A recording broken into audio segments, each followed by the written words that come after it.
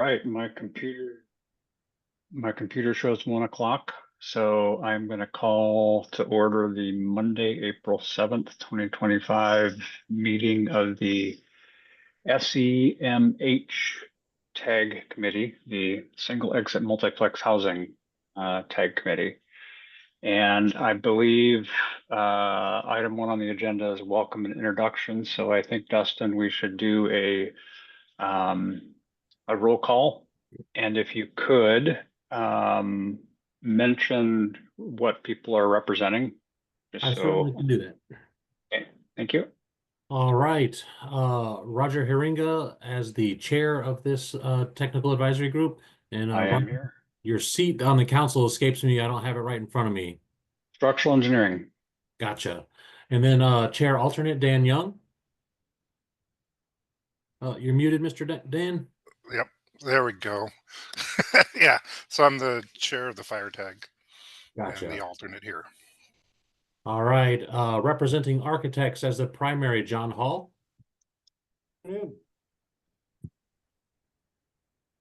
Here, yeah, gotcha. And representing architects as the alternate, Joe Mayo. Here.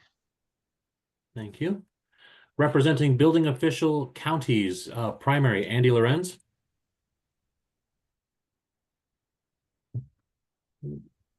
I'm not seeing them in the room today. Representing building official counties as the alternate, David Kinley. Present. Thank you. And then representing building officials for cities, primary, Jeremy Moore. Here. Thank you.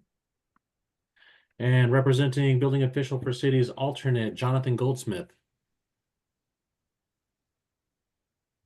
I'm not seeing them on the line today. Multifamily developer, primary, Robert Baglio. Yes, right here. Hello. Thank you. And then we have several seats vacant. We have no general contractor, no structural engineer, no building owner or property manager. So if anybody knows anybody who can fill those roles, please send them our way. We'd be happy to introduce them to the group. Looking at low-income housing expert primary, Jesse Bank. And I'm not seeing him on the call today. He was appointed just last Friday and may not have received all the messages. All right. For fire official counties primary, Mike Messer. I'm not seeing them on the line today. For the alternate, David Lynham. I'm here. Thank you. Thank you. And for fire officials cities primary, Dave Cocott. Present. Thank you. And then fire protection engineer is fully vacant. So if you know anybody for that role, please send them our way. Cities and counties planner, primary, Spencer Gardner.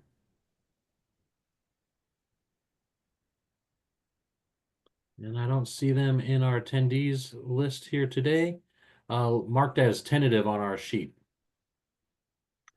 Manufacturer supplier is a vacant position. So if we know folks, please send them our way. Accessibility expert primary, Richard Williams. I'm here. Thank you. And then insurance appraiser position is vacant. And then our codes consultant primary, John Sue. Here. Thank you. And with that one, we are sitting with a quorum. Okay.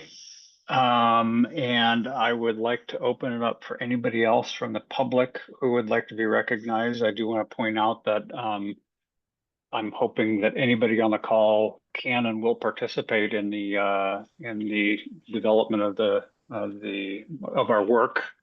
It's just that the code, as far as voting members, it'll just be the members that are officially on the tag. So with that, Patrick, if you'd like to introduce yourself. Yes, thank you. This is Patrick Hanks with the Building Industry Association of Washington. Ardell. Hi, good afternoon. My name is Ardell Jalla. I'm the building official for Seattle Department of Construction and Inspections. Thanks. Thank you. Todd. Hi, Todd Byeruther, representing manufacturers on the state of materials on the State Building Code Council and Council Chair. Marcus. Hi, I'm Marcus Johnson and just representing myself, but have put in a proposal or amendment to be tracked. All right. Thank you, Marcus. Dustin, that's all I'm seeing, but I want to make sure I'm not missing anybody. I see no other hands up. David Neiman, one of the partners at Neiman Tabor Architects, firm specializing in multifamily housing. All right. Thanks, David. All right. With that, we are going to move on to review and approve the agenda. One point of comment, you see that there are two WABO proposals that we have actually listed. The idea today is that those proposals will be presented, the information presented. Marcus did mention that there were two additional proposals that were submitted after the agenda came out, but my assumption is that we will handle those as other business. And in particular, we are not planning on taking any official action on any of these proposals today. It really is an educational, for educational purposes that we're going through these. And I will get through the schedule and that kind of thing a little bit more. So just if you can figure that in item 7, we will have two other proposals that got submitted that we will have presented by Marcus. So with that, do I have a motion to approve the agenda? So moved. Second, Thanks, John. Dave Crocott. Thanks, Dave. Any other discussion? Hearing none, all those in favor of the agenda, say aye. Aye. Aye. Aye. Any opposed? All right. Agenda passes. So present the group task. I wanted to set the stage a little bit. I've tried to do my homework, gather information that can be helpful to everybody. Particularly, I know that there are experts in the room as far as submitting code change proposals, etc. But there also may be some folks that have not gone through our process before. So I'm going to try to kind of outline our scope and what we're being asked to do. I did send a Word document out recently that had basically a little 1-paragraph summary of what we're being asked to do, along with the 2 RCW sections. And you see, Dustin, if you don't have it, that's fine. If we could just make sure we copied that to everybody. Yeah, I got that in an email just before lunchtime here. Okay. Essentially, this document that I have here shows the same RCW sections plus the little paragraph that was sent out in the email. So you will get that. I think it's important that everybody has the RCWs in front of them, particularly for those of you who are not necessarily used to navigating the State of Washington website to try to track those things down. I also have sent around copies of the substitute Senate Bill 5491 and the second substitute House Bill 2071, which is the 2 bills that were actually passed that create those 2 RCWs. So those are the actually legislative bills that were passed. That information then got worked into the RCW, as you see. So RCW 1927-115 is the technical advisory group for the IBC. That one is meant to, it is requiring the State Building Code Council to come up with a changes to the IBC. Oh, I was just reading that. I was putting it up. Changes to the IBC to allow for a single exit stairway to serve multifamily residential structures up to 6 stories above grade. It talks about adequate water supply, presence and response time of a professional fire department, any other provisions necessary to ensure the public health, safety, and general welfare. There's item 2 is the technical advisory group shall make its recommendations in time for the council to adopt or amend rules or codes as necessary for implementation in the 24 IBC code. The date of July 26th is a little bit challenging, but we were fine. And I will kind of go through my outline of our schedule and we will meet that.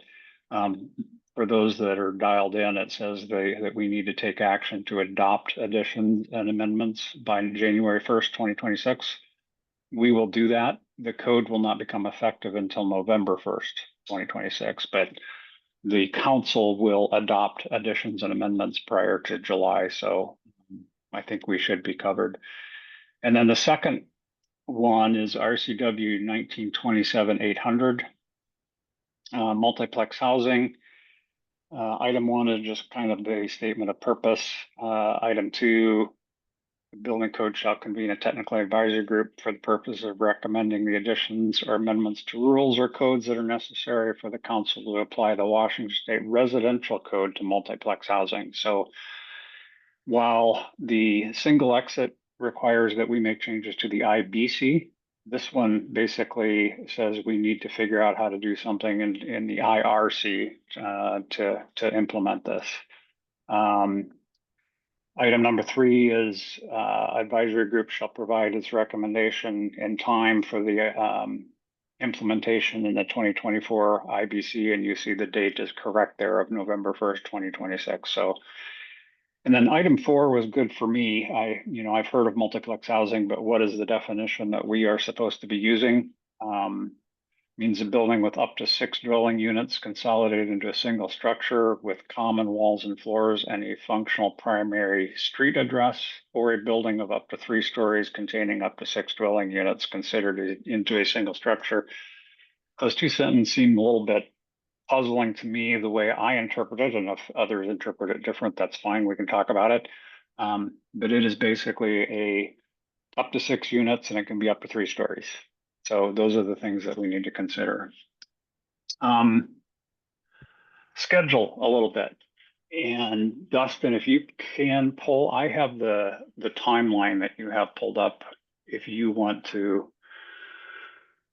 If you don't, I wanted to talk a little bit about, let's see. So I did want to mention, particularly for those of you who are dialed into all of our process, my intent is to run this meeting like any other tag meeting. Dave, you have your hand up. Yes, sorry, if I can just ask one question about Sure. the multiplex housing is section 1 of HB 2071. There's also a section 2 which talks about sort of minimum unit size and getting those in line with the National Healthy Housing Standard. Is that being addressed? You know what? I'm going to have to go double check that. It is. My answer is probably yes, but I need to cross-reference that with the RCW to see where it is in the RCW. So I believe that answer is yes, and we can confirm that here as we go forward.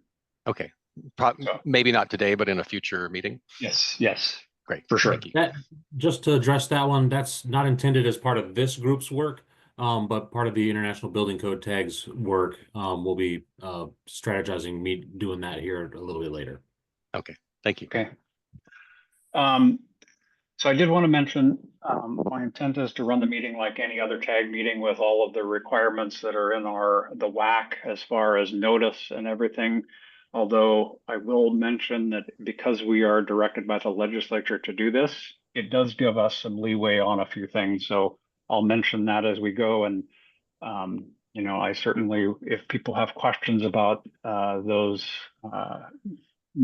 areas where we, take exception to our typical process, please bring it to my attention. It's not my intent to make any changes, but really the goal is to get the work done that we have to get done. So you will see a few things on schedule. I believe our meetings are going to be Monday afternoon. We can talk about that. I know that is later on the agenda item. My suggestion is that we will have meetings every other week, although I'm going to suggest we skip in 2 weeks, and I will talk through that a little bit. So basically, a month from now, May 5th, I think the date is, and then every 2 weeks after that. Our goal, this is the goal that everybody has to have in their, in front of them, is for the tag to send recommendations to the standing committees by July 11th for the State Building Code Council to consider on the July 25th, meeting. So, that's our goal. That's our plan. July 11th is when we hope to have, I'm going to call it 95% of our work done. There might still be a few straggling things to handle, but the CR 102 then would be issued in July or August. Part of the CR2 process then allows for public comment for up to 60 days after it's published. That will be published along with all of the codes, I believe. And then the CR 103 needs to get sent to the legislature by December 1st. So, and then, as I mentioned, the 24 code will be effective on November 1st, 2026. So that's the task we have before us. The plan will be to follow the open public meeting requirements. That will include, I think by the letter of the law, we only have to publish the agenda 24 hours ahead. Our goal is to do that more than 24 hours. And I think, Dustin, the normal is we try to do it at least 48 hours, if not before. Yes. So you will see the minutes being posted on the website. Let's see. I'll make a quick comment on the 2024 schedule that we have on screen here. Yes. So what you're seeing is the line for the ad hoc tag group. If we zoom it out, it becomes ridiculously hard to read, so I apologize for that. But we have in here at the top our group 1 codes, at the bottom our commercial energy code, and then here on this third line is the group 2 codes. And the plan, you'll notice that on the ad hoc tagline that we were looking at, it ends at filing the CR 102. But that is intended, this work is intended to kind of complete at the CR 102 phase and get slotted in with the rest of the group 2 CR 102 documents. We're not going to have 2 separate filings. We want to complete the work, bring them together, and file all of our 2024 code changes as one change document. So just in case you noticed that schedule didn't get all the way to the end of our process, here it's intended to marry up with the group 2 stuff and follow the rest of that timeline. Roger mentioned that our ultimate deadline is December 1st. Most of this is geared towards trying to finish by mid-November, giving us a little bit of extra time should things not go 100% to plan. We have a little bit of time. There might be some special meetings at the end there, but there is a little bit of wiggle room. But the hope is we can get the CR 103 ready mid-November, and that ultimate deadline of December 1st is the statutory deadline to get it and have the implementation date still be November 1 of 2026. Okay, and then, oh, Dave, go ahead. Sorry, didn't want to sidetrack everybody, but I did notice that our number of participants has gone up. Do we want to make record of those members of the tag that are now participating? Let's see here. So Thank you, Dave. Yes. let me just do an audit here. Andy Lorenz, Jonathan Goldsmith, not seeing in there. Jesse Bank, not seeing. Mike Messer. I see you on now. Thank you. Mike's here. Yeah, I see him. Mike, you want to say anything? Pop on real quick. Hey, glad to be on the tag and sorry for being a couple minutes behind coming from a county chiefs meeting. No worries. We appreciate your attendance and understand there are scheduling difficulties on occasion, so welcome. I have Spencer Gardner. Not seen in the room. And then we have a hand up. R. Geisky.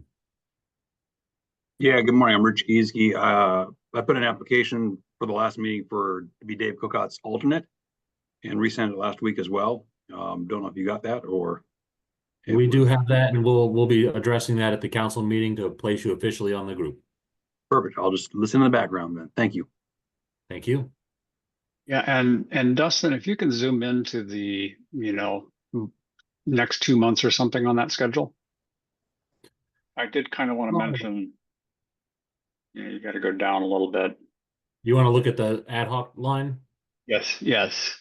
Okay. So you see that the second dark line petition submission period for single exit and multiplex housing 3/21 to 5/19. First off, I'm going to mention there is a requirement normally that we have to leave those open for 60 days because we are directed by the legislature. There is a question or a comment if we can't have less than that. I actually think we could go down to as much as 30 days.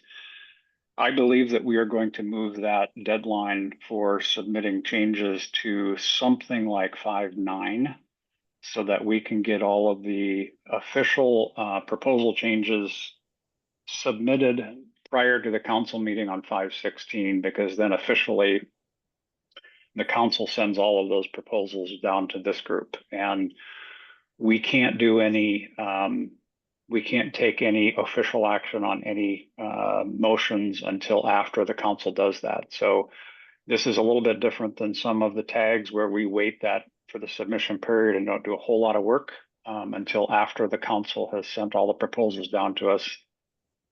In this case, we are having a meeting today, which you see the ad hoc meeting date starting at 4/7.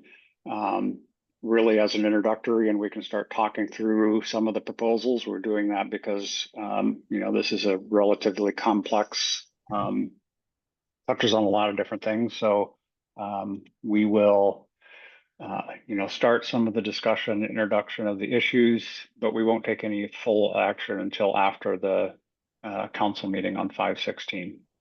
So, all right. Any other questions? I wanted to finish up. I've got a couple more comments. Dustin, can I share my screen? You should be able to stop Send mine. requests. Question has been sent, it's telling me. I am waiting to see the button pop up here. If multiple presenters can share. Okay, here we go. Let me find the right one. And again, this is for those of you who maybe are not as familiar with some of our work. This is the State Building Code Council website. You see the upkeeping meetings section, a really useful, in fact, up until our meeting started, our meeting was up here on the tag meeting, and you can click on that to get to the agenda. Another way to do that is go to see all events. And my computer's a little slow, so you can see the events moving forward. You can also see the calendar if you go out to May, find out when the council meetings are, etc. So very helpful. And actually, if I click on that, and that's the energy code tag. All right, I don't want to do that. So then I also wanted to go back. Let's see.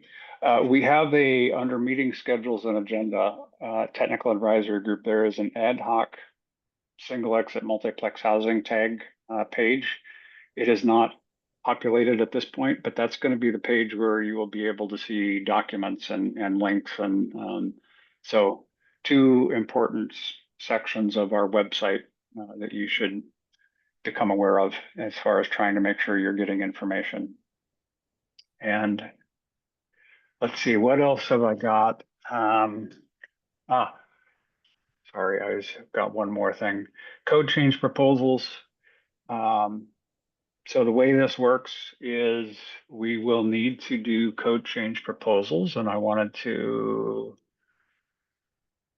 have an example. Let me share my screen again.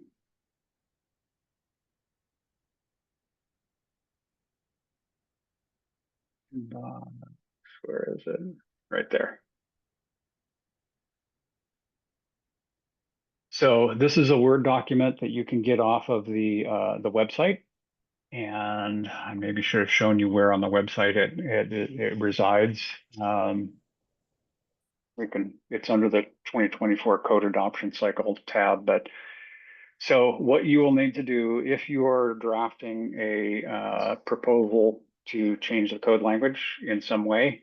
You will end up checking either the IBC, the IRC, or the IFC. I think primarily the IRC and the IBC, although I anticipate there may be some implications in the fire code. I'm not sure. We'll have to keep our eye on that. So these boxes can just be checked or unchecked in this document, which, boy, my computer's kind of slow.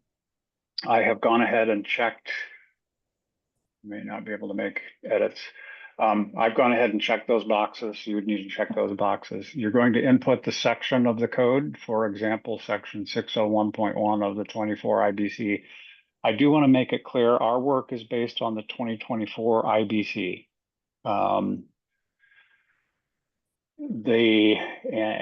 So we are wanting to make changes to the 2024 IBC. I'm assuming people have access to that. If not, Dustin, I'm not sure how we might need to give people access. I would to that. direct most folks to the ICC website. All the model codes are there available for free. Yeah. And also the 2021 and 2018 Washington custom codes are also posted there for previewing.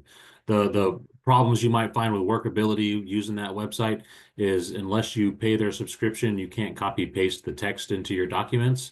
So there might be some typing required. If you needed some other resources, I have some capability to give you some Word documents if you need specific sections, or a PDF if you need a specific section. I can get you some material like that. Yeah. I did want to make it clear, though, you should be the changes should be from the 2024 IBC. That's the work that we are doing, is to take the 2024 IBC and make modifications as required to implement these. Make sure you add the title, fill out the proponent title, designated contact person, and we actually, as we go through some of these examples, you'll see how that work is done. You have to insert what code is being changed, what chapter is being changed, and then there needs to be enforceable code language that you suggest. Somebody else hearing music, or is that me? I'm not hearing it on my end. Okay. And let's see. So this is where you will insert the actual code language.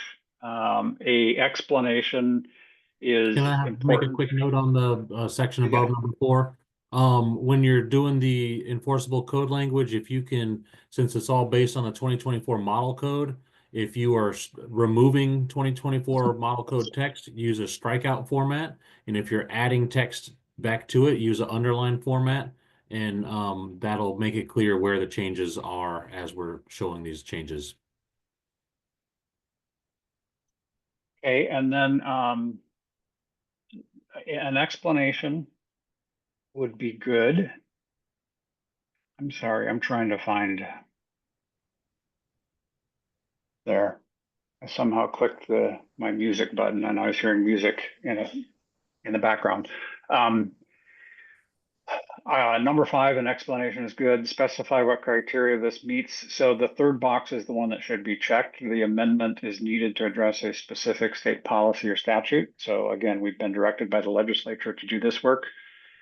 Is there an economic impact? This might be a little bit of a question, although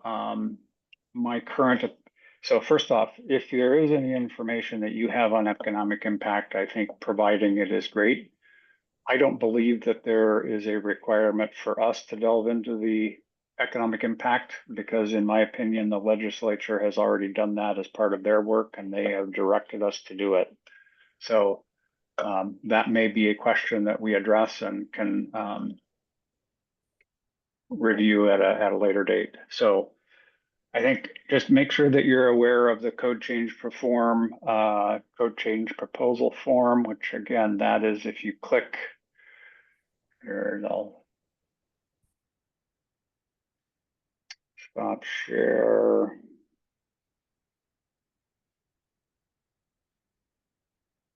So it lives in 2 places. We've got it on the 2024 code adoption cycle tab, where we have the code change proposal forms. That link takes you to another page that's also linked from the state codes, regulations, and guidelines tab up there at the top of all of our pages, and there's a link there for forms. Here. Okay.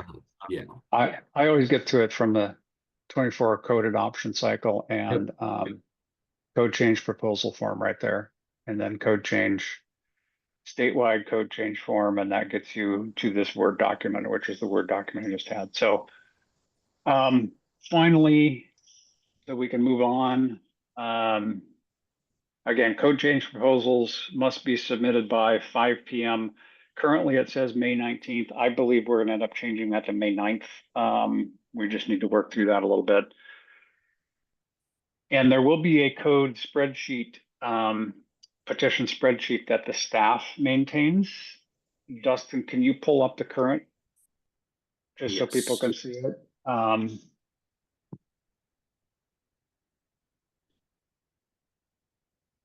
It's popping up. Here we go. So this is the one that's published online. This is the master sheet showing all groups. As we get more, I do have this broken out into individual pages for us to look at so we can keep the subjects separated. But for today's meeting, we posted this one here, and it just shows all proposals for this group to begin looking at. And it is very helpful. You can click on the blue 24. I can't read the numbers, but 001, 002, 003. Take you to PDF versions of the Yes. Word document that you've seen Yes. out there. Here's an example of the language put in. The use of red helps draw our attention, but that is not required, showing that change from the model code to here. So that's just one of our proposals. It's been in there. They've got the boxes checked. Got some economic impact data running through here. And then that brings us to the end of it. And so the other thing that is on that sheet is the contacts. So you don't have to click into the proposal to see the contacts here. If you click this should open up your mail app and do a mail to for the folks labeled as contacts for these proposals. If you have any questions. Yes. I guess I will, Dustin, I've got to think about the requirement for the TAG members to have the training in Public Meetings Act and that kind of thing. They should be getting, as new TAG members are appointed, the training links are going out. Okay. If you haven't received one, please reach out to me. Okay. I'll just after this meeting, I'll ask our admins to send out another group email with the link for everybody. It has helpful training documents, and then but there is a requirement for anybody on a technical advisory group to receive some ethics training. So you'll go to a governor's office site, run through their training program, answer, I think it's 10-15 questions, and then do a print screen on the result there, and just shoot that back saying and then sign the little checklist form saying you've reviewed all the documents, and that will satisfy that training requirement, and we'll be off and running down the road. And It is pretty straightforward. 3 months after appointment is when we need those back. So I think that it is pretty straightforward. I do want to be a little bit careful, or the thing that I would mention is be careful about emailing large groups of people on the tag, because then if you have more than half, that's officially an open meeting or a meeting. But I certainly don't want to, if you wanted to email Ardell about her code change proposal and ask questions and or copy a few extra people in, that is great. Having that kind of conversation outside of our meetings is a good thing. So, email back and forth to each other is fine. Let's be careful about getting too many people, or we might get into trouble with that open public meeting question. As a tactic for helping that, if you have information you want sent out to the entire group, you can utilize staff as a conduit. What we do when we get communications like that is we will include the chair alternate, and maybe the proponent if they're included in the message in the visible delivery addresses, And then we use blind CC a lot to include the whole group. And what that does is prevent somebody from replying all and then, creating that meeting via email that Roger's talking about. So if you need a whole group message going out, just shoot it off to staff. We'll get it out to everybody and just cover the bases that way. Okay, that's everything that I have on present the group task, item 3 on our agenda, but I know that we have a whole bunch of veterans of this work online. Is there anything else, questions people have, comments of things maybe that Dustin and I forgot? Please raise your hand. Dave? Yeah, I did want to reinforce, since I've been involved with the Building Code Council a lot, is this is an open public meeting. So anybody that can participate in the discussions that we have, just reiterate what you said before, but just reminding that you don't have to sit and just listen. If you have something to say, raise your hand and participate. If you're not a member, you don't get to vote, but we still want to hear from anybody who has comments related to any of these proposals and as we move forward with this process. Yes, thank you, Dave.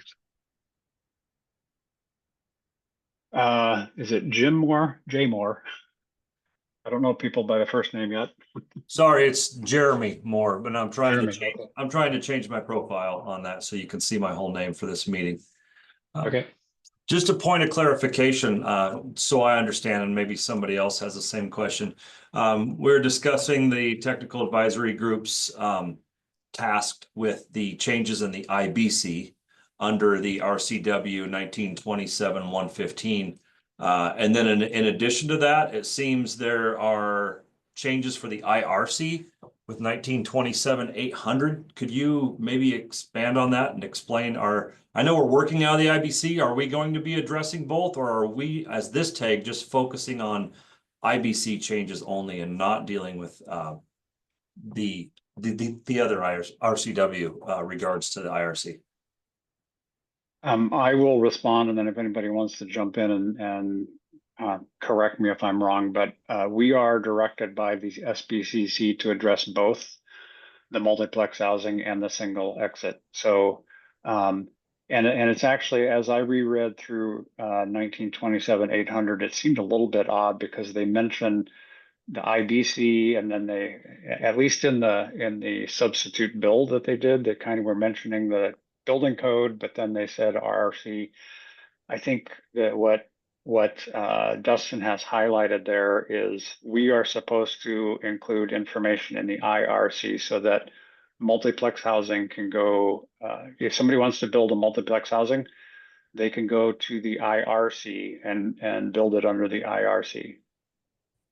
And I am assuming that means we would need to change the IRC. Could we in the IRC only say go follow this section of the IBC? Maybe that gets into code language. But we will be addressing both. Okay, thank you for the clarification. It seems like it could get a little a bit of a quagmire if we don't clarify that. And then I noticed that the definition for a multiplex with regards to with the Senate bill that talks about the multiplex housing, that definition can't be used in the IBC because, we're limited to 3 stories on this. Yet our IBC work is to it's mainly to focus on a single exit up to 6 stories is what I'm understanding. So it's just going to be interesting to keep those things clear that we're working on IBC code language versus multiplex in the IRC. I think it's going to be 2 different work paths. I think that there will be 2. That's why Dustin has started to break out the proposals into, in fact, he's labeled them single exit proposal and multiplex housing proposal in the numbers system. I need you to log in, zoom in there, Dustin. I can't read. Yeah.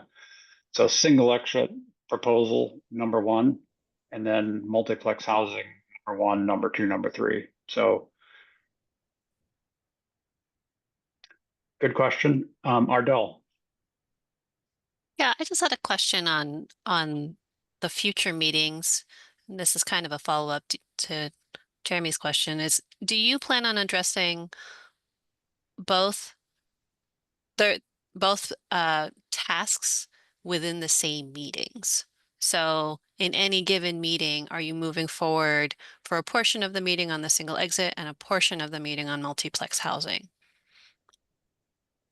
It's a very good question. I don't know. It's kind of up to this group. If that would make, if people think that if that would be beneficial, I would say we could certainly try to do that, Ardell, where we address one first and then, or maybe it's one meeting. If we have enough proposals that are just single exit, we'll say this meeting, we're just going to focus on the single exit. I think we'll need to play that, by ear as we go along. I think it's a great suggestion. Thank you. So we'll try to do that. Todd? Thank you. And Ardell, I'm guilty of trying to push these together into one tag. And the thought behind that was, for better or for worse, was with this collection of subject matter experts, can we find the commonalities between them, hopefully, and have robust discussions about that before we start to break into, separate codes. Yes, the legislature mandated, specifically that they exist in different codes, but I think I personally would like to see how these problems are approached from the typologies first, and understand what overlap there might be before we actually start getting into. I mean, yes, there are proposals that are now very specific with the two different codes, yet they are very similar problems, and I don't know if we really understand those thresholds of where between 3 and 6 stories, for example, do we start to have concerns about these specific issues. So that was more of a question, I guess, than a statement, but that was the idea of putting these two together. Thank you. Yeah, and I would even say, Todd, like I said, I think by RCW, we have to make changes that allow people to use the IRC. But does that mean that we couldn't, in the IRC, make references to some IBC requirements? And I don't know, and there probably are people on this call that are code writing experts that say you can or can't do that, but I think this group needs to figure that out. So, all right, any other questions? And I think we will leave this, our task, it's a little bit different than our normal tags just because it's based around 2 specific questions that we're being asked to address. So if there are no other questions, I'm going to move on from item 3 and we will go into item 4, which is Ardell, if you can walk us through the single exit proposal that was produced by WABO. And if Dustin, I don't know if you're going to share or if Ardell will share. Dustin, I can do either. Whatever you prefer, I can do both. I'll go ahead and share if I can do Okay. that within this. You should be able to, and meeting. I'll definitely give you permission if it's asking for that. Ardell, if you could just go through the boxes you checked and that kind of thing, just in case people are not that familiar with it. I had the example that I showed, but yours is a completed form. So. Okay, or is everybody able to see my screen right now with the State Building Council proposal? Yes. Thanks. Yes. And please note, I'm not able to do this and keep track of people with questions. So if you see a hand up, Dustin, if you could please interrupt me and go ahead and call. Appreciate that. Thank you. So my name's Ardell Jalla. I'm the building official for Seattle Department of Construction and Inspections. But this proposal was put forward by the Washington Association of Building Officials, Technical Code Development Committee, and there was a subcommittee on the single exit proposal to draft a code change in response to the legislation on behalf of WABO. Stepping back then and going through what this change is and responding to Roger's ask on just going through the form overall, this would be an amendment to the International Building Code. And so this again is the 2024 adoption of the IBC for Washington State. We've proposed this as new Appendix Q. And so technically all of this proposal should be underlined. So I apologize for not following the formatting rules, Dustin, but pretend it's all underlined. And Appendix Q comes, if I look, sorry, I don't have it open, but if I look in the 2024 IBC, the appendices go through A through P currently. And so this was proposed as a new Appendix Q. I am right now representing WABO TCD on this call and with this proposal. So what this amendment does, so this section, I'll come back to the proposal itself, but this section is the proposed amendment. And what we've done is we've created an appendix that each jurisdiction could choose to adopt, and appendices are not required across the state. Each jurisdiction can choose to adopt any of the appendices for Washington State. I could be wrong. There might be a couple that are mandatory, but under the IBC, we have recommendations under the user notes on how to use this appendix. And then section Q101 gives the proposal itself with, it has 18 provisions, and we'll go into each of those a little bit more in depth. But just walking through the form first, you'll see next is the justification and the proposal background in section 5. And as I keep moving forward through this proposal, section 6 specifies why we did this proposal, and this amendment is to address a specific state policy or statute. There was a section around economic impact, and as Roger stated earlier, because this is legislative directed, we did not have to provide an economic impact statement. And again, while this is there's definitely costs associated with the package of provisions that we've included in this proposal. It is up to the jurisdiction to decide whether they are going to in fact adopt the appendix. So that's all I filled out for the form overall. And then if there's any questions on that, I'm going to go back to a little background.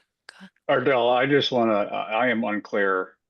Mm-hmm. And we will need to dig into whether this could be an appendix or whether Sure. we are required to put this into the code or it is a required appendix.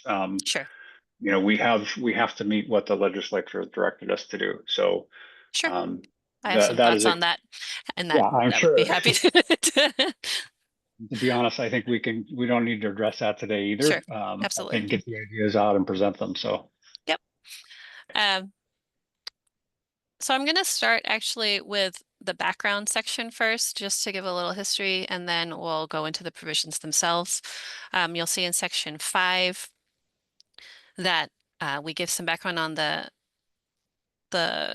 bill itself, 5491, and that it was directed to permit a single exit, adopt provisions that permit a single exit stairway to serve multifamily residential structures up to 6 stories above grade plane.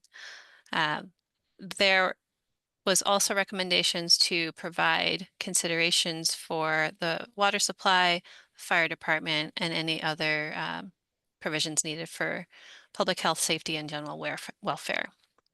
So WABO took the approach of, in order to meet the legislative intent, to start with the provisions that are already in place with the Seattle Building Code. And we had a single exit work group for WABO TCD that reviewed the existing Seattle Building Code provisions for single exits. And for those not familiar, Seattle has had a single exit code path that exceeds the story count of the single exit table in the building code and allows a single exit to extend up to 6 stories with some additional provisions on top of the model code requirements just for single exits and also for shaft protection. And this has been in place since the 77 Seattle Building Code locally. This was developed with the Seattle Fire Department and SDCI, at the time DPD or DCLU, I don't remember which. And it was reliant on the Seattle Fire Department's quick response times and the reliability of our water supply. But I should also note that at the time that Seattle was unique in that it did allow 5 stories of wood construction. So we've, as a jurisdiction locally, have exceeded the story count for wood construction. That's now available to the state code. Let me come backward before I go down that path for more history. But so again, this has been in Seattle. We allowed it at the time. My understanding, I wasn't here for the 77 SBC, but my understanding is that there was a need to create more housing and take advantage of more infill lots. And so by allowing the single exit to go taller, it's giving back floor space to housing. What we lose in redundancy for the second exit, we gain back with provisions that protect egress. And so the idea is a well-protected egress from the point you leave your unit to the street. So going back to our actual provisions, in Section Q101, we start with our charging, which is that the single exit can serve not more than 5 stories of group R2 apartment houses. That building can be no more than 6 stories above grade plane. That's provision 1. Number 2 is occupancies are permitted in the same building. However, again, we're trying to protect that stair from hazards from other occupancies. And so the second provision is that other occupancies shall not directly communicate with the R2 portion of the building or with a single exit stairway. There is an exception for parking garages and occupied roofs accessory to the R2. Ardell, can I just? Do you can I not want just me to ask- go to this level? I'm happy to Oh, I'm no, not sure I do. where I you think- want me I to go. I think that it's great. We've got, and we certainly have time. We have got 4 proposals to talk through. So, Okay. the 6 stories and 5 stories. So you're suggesting 1 story of concrete and 5 of wood? Nope, this in is this? independent of construction type. And Okay. so what this is more than, so the upper 5 stories in a 6-story building would be served by the single exit. Generally, that first floor has a Okay. separate second exit. Okay. That's what we have seen. Okay. And so this allows, again, I'm happy to go back Okay. into more history through that, but No, for the purpose, that that's- is the intent right now, is that it's serving 5 stories, 5 elevated stories is how we see that implemented. All right. Yep. The next item was item 3. And this says the single exit shall not serve as the required means of egress for an occupied roof, including occupied roofs accessory to the group R2 occupancy. And there's an exception for private roof decks. We talked quite a bit about occupied roofs. So you could have a 5-story building with an occupied roof and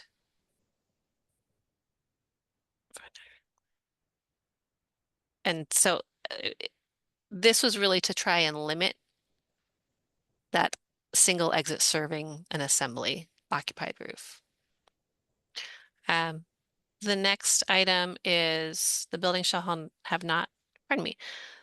Basically, the building can't be a high rise. That's what number 4 is going at. Number 5 is no more than 4 dwelling units on any story. That's the same as our single exit per the table. So no more than 4 units on any story. Item 6, is which construction types can the single exit be located, which building, which construction types, and this essentially puts a minimum on 1 hour construction. So you'll see 1A, 1B, 2A, 3A, 4A, 4B, 4C. So all of our heavy timber and mass timber construction types, and 5A construction. Item 7 is this requires a full NFPA 13 sprinkler system. Item 8 is occupant notification. And this is more than would be required in an R2. This is actually pulling a similar provisions that would be found in an R. I'm going to lean on my fire folks here. I think this is an R1. Dave Cocott, do you remember if this was an R1 provision that we were pulling, or was this more like an R2 dorm? I think this is more of an provision? R2 dorm because Okay, we're looking more thank you. like an R3 first and we Yeah. just moved on to R2. But I don't know if Mike remember that at all. No, popping in, so Dave's 100% right, but it's also closing the gap between sprinkler requirements where you have sprinkler systems that call out and occupant notification. Great, thank you. Dave and Mike were part of representatives from Washington State Association of Fire Marshals that also vetted this, so I appreciate their input and feedback right now because I don't always know these provisions. Thank you for that. And then dropping back into these provisions, item 9 is a minimum half-hour fire resistance rated corridor is required. And in the base code, it would allow a reduction down to 0 based on a low occupant load. And so this gets at least a minimum half hour in the corridor. Item 10, there should be no more than 20 feet of travel to the exit stair. So going back to some of my earlier comments, we're trying to create a safe environment from the time you leave your unit to the time you get to the stair, all the way out through the stair and then out to the exit discharge to the right of way. So item 9 is getting a higher level of protection in the corridor. Item 10 is limiting your time until you get into that stair by maintaining a short travel distance at 20 feet. Item 11, travel distance shall not exceed 125 feet. That's consistent with the table for a single exit for a 3-story for chapter 10. Item 12, this is the big one. This actually is requiring stair pressurization in exchange for the single exit again. So this is to make the stair environment protected from the moment you get in. So if so smoke stays on the floor and doesn't enter the stair. That stair pressurization would need to be connected to legally required standby power. Item 13 is similar. It's a what do we have for shaft protection? And hoistway openings shall be protected per section 306.3. And the second sentence is about natural ventilation. And this is really when you have a single exit that is exterior, where that could be used. But the base provision is requiring hoistway shaft pressurization if that is chosen as your hoistway protection, that it shall be connected to legally required standby power. And the next, go ahead. Ardell, I have a question, and this is because I'm a structural engineer and not all that tuned into requirements. When an elevator will always be required? Is there a No. situation? No, okay. I know one of the questions that has come up both in my mind and in conversations with other people is, does this require an elevator and when? So I think, again, I don't want you to delve into it, but I just want to get that out there as an issue or a question that we need to answer and be clear on. So. And that's a really good point of discussion is when is an elevator required? And when is an elevator that is provided at the designer or the owner's choice required to serve as an accessible means of egress are two separate questions. So, so there's when's it required, but also what are the requirements once it's provided. Okay, yeah. And then, but great question. And I think we had 18 meetings for the single exit work group. So I applaud this group, and there's a lot of technical nuances in this language to deep dive into. And okay, so going back, so that was item 14. Exit serving, the group bar shall not discharge through any other occupancy. Again, so that's trying to get you into the stair and not trying to use the use a provision where you exit through other areas on the level of exit discharge.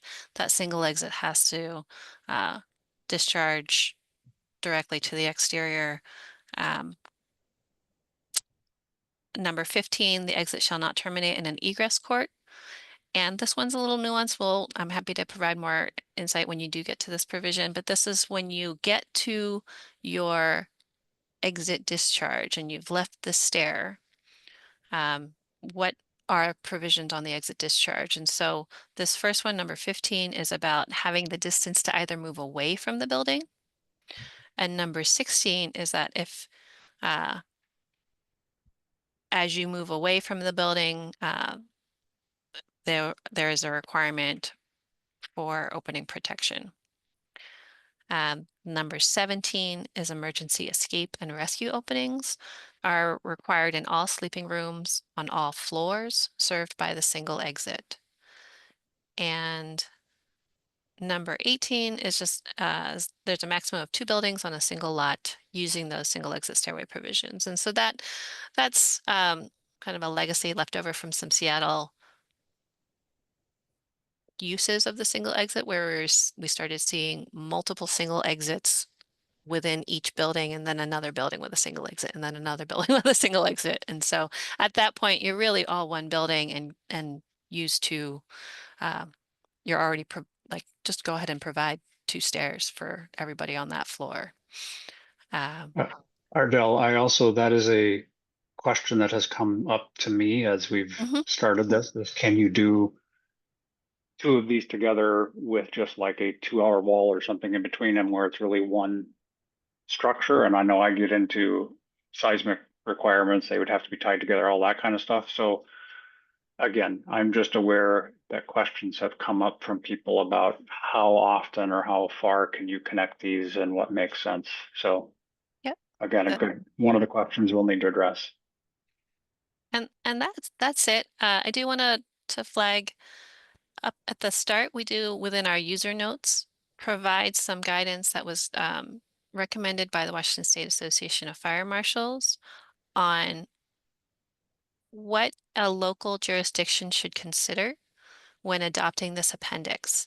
And some of those provisions include aerial apparatus, the level of personnel, of fire personnel, the water supply, and there's some options for evaluating the fire department, and one of them including the Washington Surveying and Rating Bureau Public Protection Class Grading Score as a way to measure the ability of the fire department to respond to a single exit building and be able to evacuate occupants under emergent conditions. So a lot of work went into this proposal, a lot of discussion, so happy to provide any additional insight based on the discussion and encourage any questions. I'm gonna, Ardell, start with one, and I don't know that this is a question to you or to multiple people, is obviously WAVO has gone through a lot of work, as you say. If there, I think it's a question to the group, if you all have access to this proposal, if you would be in favor of adopting this proposal but changing a section whatever that may be. I am going to suggest that you could come up with a code change proposal based on this WABO proposal, but I think that I kind of wanted to open that up to the group. I don't want people to have to go through and, you know, start specifically from the 2024 building code and start addressing everything that you've addressed there. So that's my opinion, that would be a reasonable path forward to make a code change proposal to the WABO Appendix Q. Revision 1, in case there are ongoing revisions, but I would curious if people have comments or if there's any opposition to that. And I guess, David, your hand was up. I guess I'd like to limit responding to that particular question that we may have. So if you want to comment on that, if not, I will get back to you after we've kind of heard everybody's comments about. You can pass on me. I have other comments. Okay. Jeremy? Yes, thank you. I think it would be a reasonable conversation to have to use this proposal to start the process. It seems like a lot of people with a lot of expertise has put a fair amount of work into this thoughtfully. I know with the WABO group, it's not just building officials. It's not tractor beam type focus. There's a lot of building officials that are licensed engineers, licensed architects. There are people that have come from building industries, part of WABO that have had businesses that are consultants. And so I think it's a well thought out appendix, at least something to start with, as you suggested, Roger. Is this something worth starting with this as a base document as opposed to reinventing the wheel? You know, the thought with the IBC in this appendix Q is when individual areas of the IBC, when you start amending portions of, say, chapter 10, it can affect chapter 7, chapter 9, you know, and 4 or 5 other chapters. And this appendix has looks to me as, you know, has vetted that what other portions of code are affected. And anyways, just my 2 cents. Since you asked, I think it would be a good idea to have the conversation. Is this a valid place to start with regards to RCW, your 1927-115 with the IBC changes specifically? Thank you. I'll be quiet. Thanks, Jeremy. And Richard, go ahead. Thanks, Roger. Yeah, I also would recommend that we use this as a starting point. There was a lot of work that went into this. I was part of this task group as well. It's based upon the Seattle provisions, which have been in use for a long time. So yeah, I would recommend that this would be an appropriate starting place. Okay, Ardell? I do want to, I'm happy to offer up the Word version. I think you have it, Dustin. But if anybody, if anybody needs that. And I also do want to say, while it started with the Seattle provisions that threw much discourse, there are many changes compared to the existing Seattle provisions based on feedback from, again, as Jeremy said, the stakeholders from across the task group. So thank you. David? Thanks. I just wanted to offer a little bit of perspective. We've done 3 projects in Seattle using the Seattle provisions, and these look very familiar to me. The one issue where we've really run into practical trouble is the provision number 2, which protects the exit path by not allowing any other occupancies. Any other occupancies connect to the R2 portion of the building, and the issue there gets into incidental uses and accessory uses. Every R2 occupancy has waste rooms and bike rooms and utility rooms that are technically they're other occupancies, and they're just, you know, they're integrated with and accessory to the R2 portion of the building, but technically they get classified as part of the R2 through chapter 5 and chapter 3 provisions, but Seattle has taken the position that because the intent of provision 2 is to protect the code path, they won't allow them to communicate with any of the interior circulation. So we've had to come up with these crazy building designs that have these teeny little buildings, but somehow none of the interior circulation can get you to the bike room and the waste room, which are required to be on the accessible path, and the utility rooms within the building. It's a very, very difficult thing to pull off on small buildings, and it can really lead to significant accessibility challenges. And I don't think it's really the intent of it, but because it's not specifically in the language that accessory and incidental uses are part of the exception to that rule, it leads to some confusion and interpretation. So I'd recommend that you clarify that those elements should be exempted from the prohibition of being on the connected to the circulation paths. Sure. And I think, David, this is a perfect example, as it would be. So if Ardell, if you can page up to the code that you're modifying, it would be WABO Appendix Q. And if David wants to propose a change to item number 2 in there, it's okay. I'm proposing that you change item 2 language to this, and then it would be brought up as a proposal Super. that we would then discuss. I would like to hear from Patrick. He was up next. So. Thank you. I had a question for Ardell. I'm wondering where it says that proposals meeting state law are exempt from providing economic analysis. Oh, that's a great question. I'm gonna punt to Dustin, and I believe It's part of the provisions of the Administrative Procedures Act for significant legislative rules. The specific RCW, I am going to try to pull it up real quick. If we can maybe continue the conversation, I'll be happy to bring that up as soon as I find it there. Patrick, I knew that would be a question as well, and that's why I was a little hesitant. I believe that that's what it says, but I think we need to track through and make sure. So, and if Dustin can bring it up, great. And I would like to comment. I think we should utilize the 18 meetings that WABO did to put this together. I strongly recommend that we use this at the starting point. I do just want to caution, there are a lot of stakeholders out there that were not part of that process. So I want to give equal representation to everybody, and don't want to just say that this is a WABO sponsored code language. So I urge everybody, if there are, Patrick, I'm looking at you, if there are building concerns that, hey, this is really costly, could we do something different? Let's get that on the table and discuss that. So let's hear from everybody. And while I think that this is a great starting point, I think everything is open for discussion.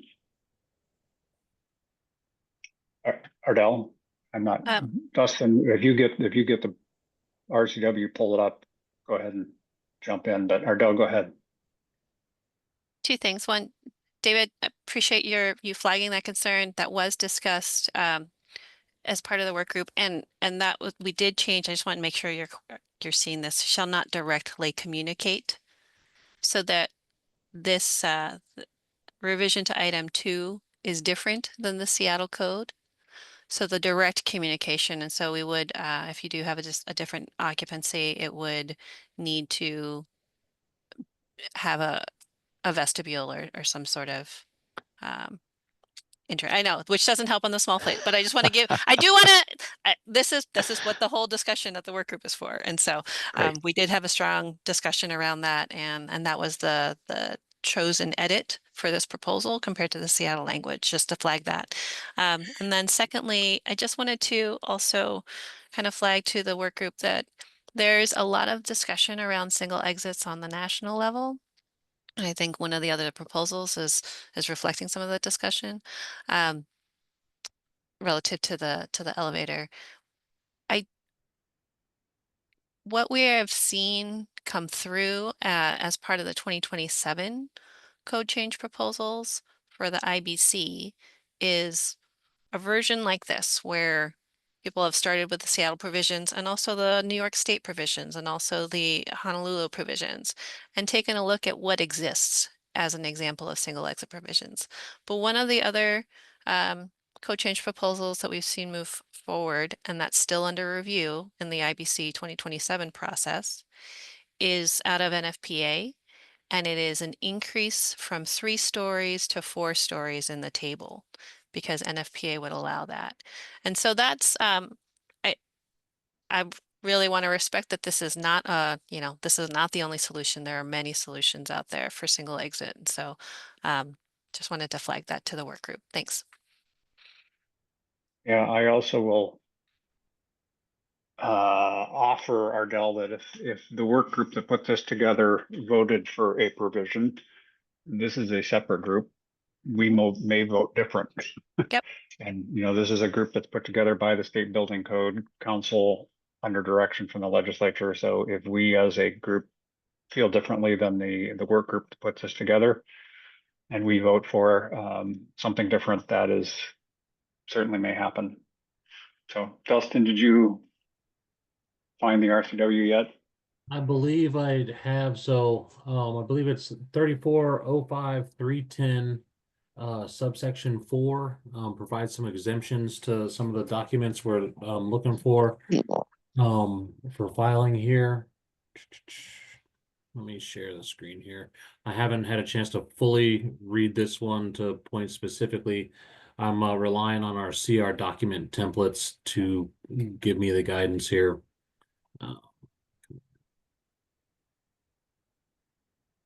Okay, sorry, I shared the wrong thing.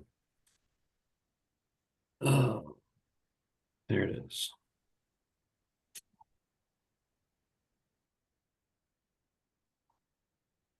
All right.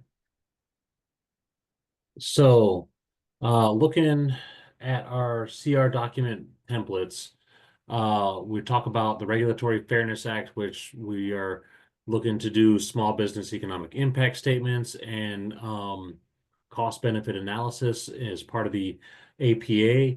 Looking at when we're doing these portions here, these specific exemptions listed right here are what we're pointing to. So that's 3405-310 subsection 4, which I had pulled up here.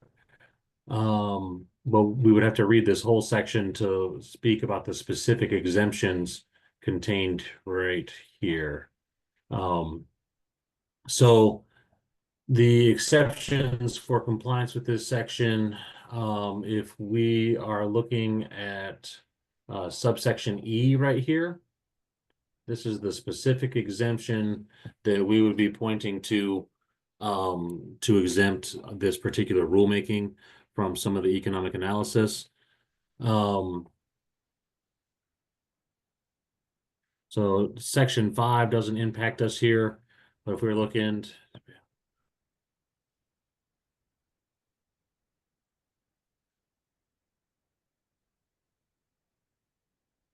just to jump in, that's with the APA and the Regulatory Fairness Act, but under WAC and the bylaws, all proposals have to be complete, and they have to have what's on the form, and the WAC says it has to have economic analysis.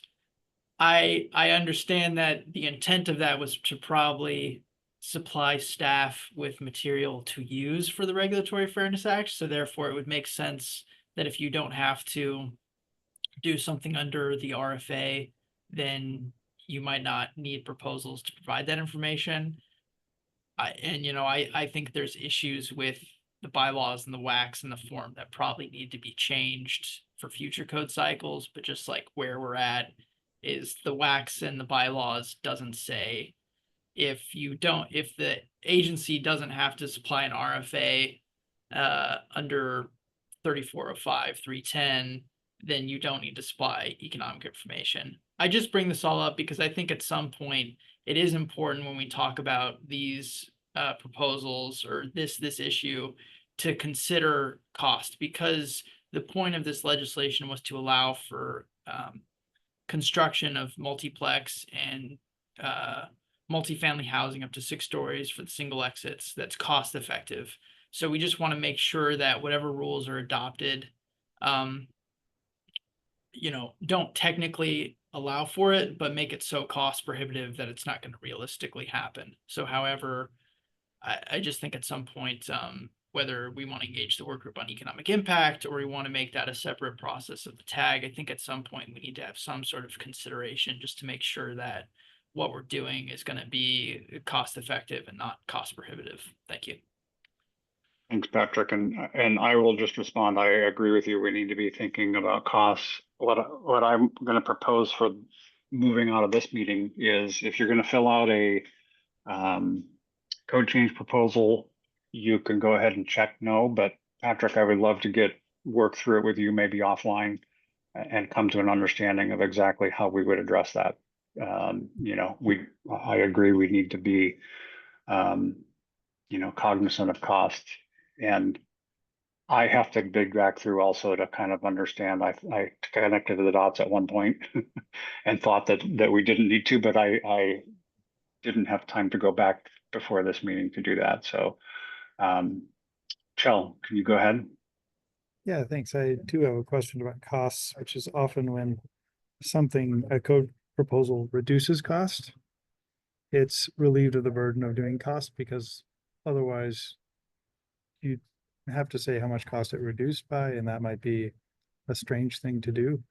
So I also have questions about how one would go about costing a proposal that reduces the cost of construction, and whether it's necessary.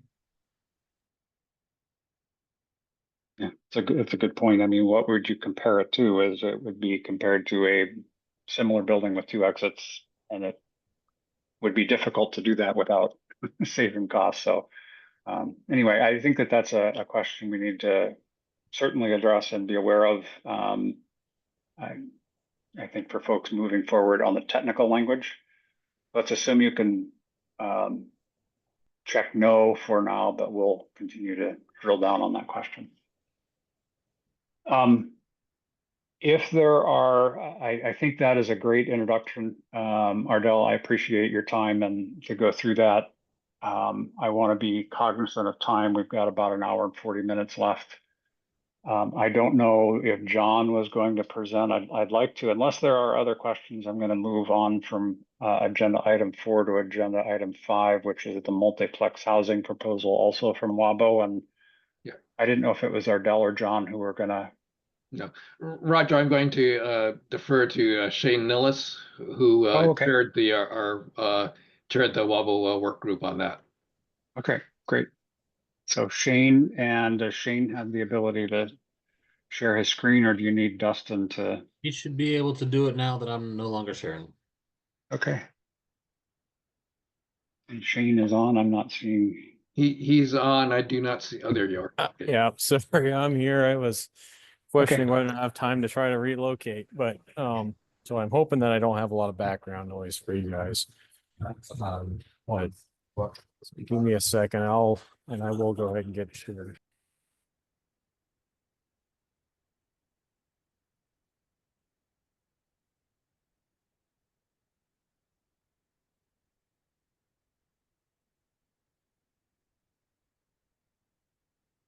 While Shane's doing that, I'll just, okay, good. He's starting to share. Okay, I will let him share.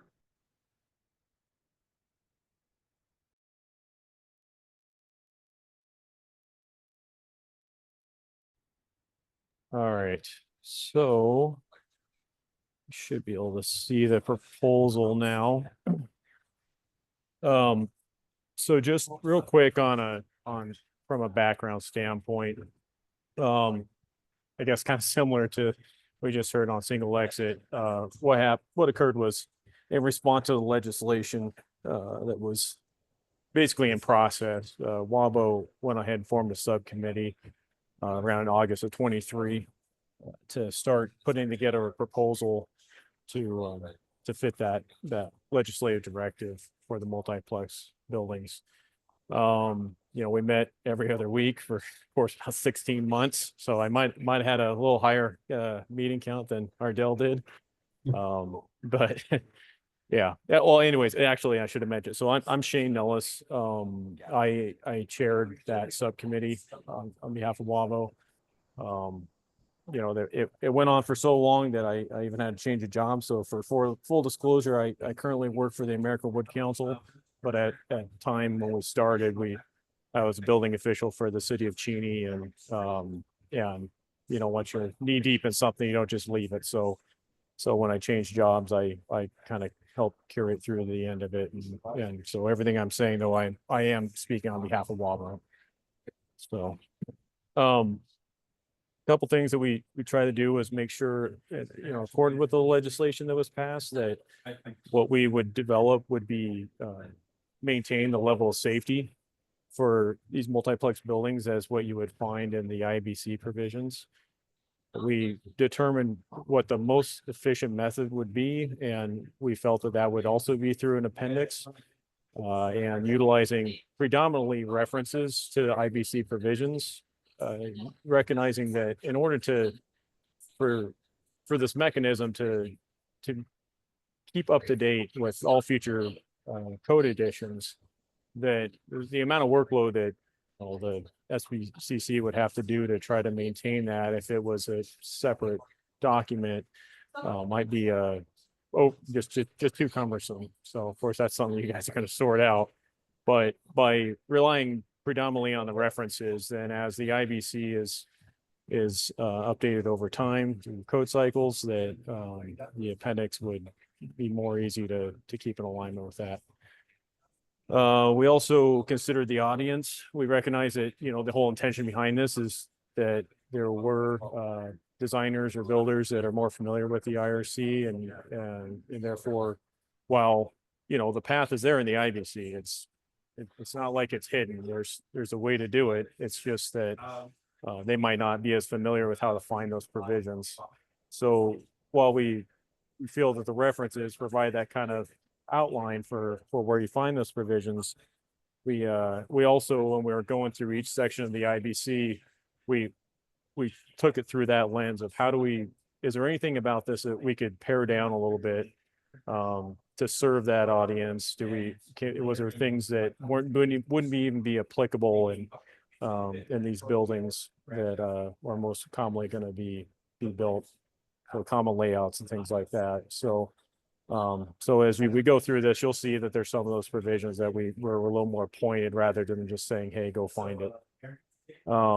And, you know, in going through that afterwards, we also didn't modify any provisions. So while we may have included language into the body of the appendix, it's consistent with what you would find if you went to the IBC, and because we did not want to have the unintended consequences of reducing life safety. So there's kind of the background on it. I'll go ahead and work through a little bit. Yeah, little bit of work to address the scoping. That's within the IRC, because these multiplex buildings just by nature would normally reside in the IBC. It's important to have this little additional exception in the scoping requirements. And here we get into the fun stuff. So, from an administrative standpoint, we recognize it's basically going to have to fall under the IBC. And one of the reasons behind that was just from a certificate of occupancy standpoint. At the end of the day, you're going to still have to assign an occupancy to the building. It's going to have to recognize type of construction. And those types of administrative provisions are found in the IBC and not in the IRC. So while your local jurisdictions might amend Chapter 1 heavily, without being able to anticipate what they're doing, we thought it was important that, at least from a model code standpoint, they reference the IBC. We did put in provisions here that would allow for anything that's maybe outside of the appendix to be evaluated in accordance with the IBC. Same thing with anything would fall under the fire code or existing structures. In that case, would have to follow the existing building code. We also recognize that the building official is going to have a certain level of discretion of recognizing if anything is outside of what the intention of the appendix is, and be able to work with that designer to find a pathway through through some IBC provisions, and maybe not necessarily have to completely abandon these in the appendix.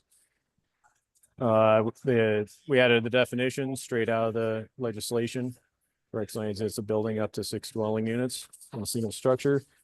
We also recognize that it doesn't necessarily outline a specific layout. So, you know, in theory, you could have more of like a townhouse type of layout, or even, you know, a building where each unit effectively has a exit directly to the exterior. But it also could be that you have a shared corridor.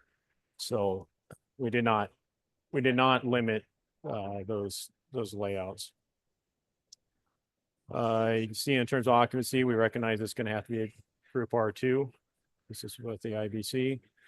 Came to mixed occupancies. You know, the legislation is not necessarily talking about other occupancies, but we, again, thinking about how was this actually going to be used. We knew that on some levels, you're going to have things such as laundry rooms that are shared. We know more and more about having to deal with storage battery systems, and we want to make sure we had a direction on how to handle that. And these accessory use rooms, I believe, is kind of being talked about with the single exit. That, you know, you have a lot of these common types of spaces, and we didn't want to, by nature, accidentally prohibit those in uses as appendix. You'll see in the structure as you kind of go along here that everything's built off of the chapters of the IBC. So if you're familiar with the IBC, that's why this will start to look a little bit familiar.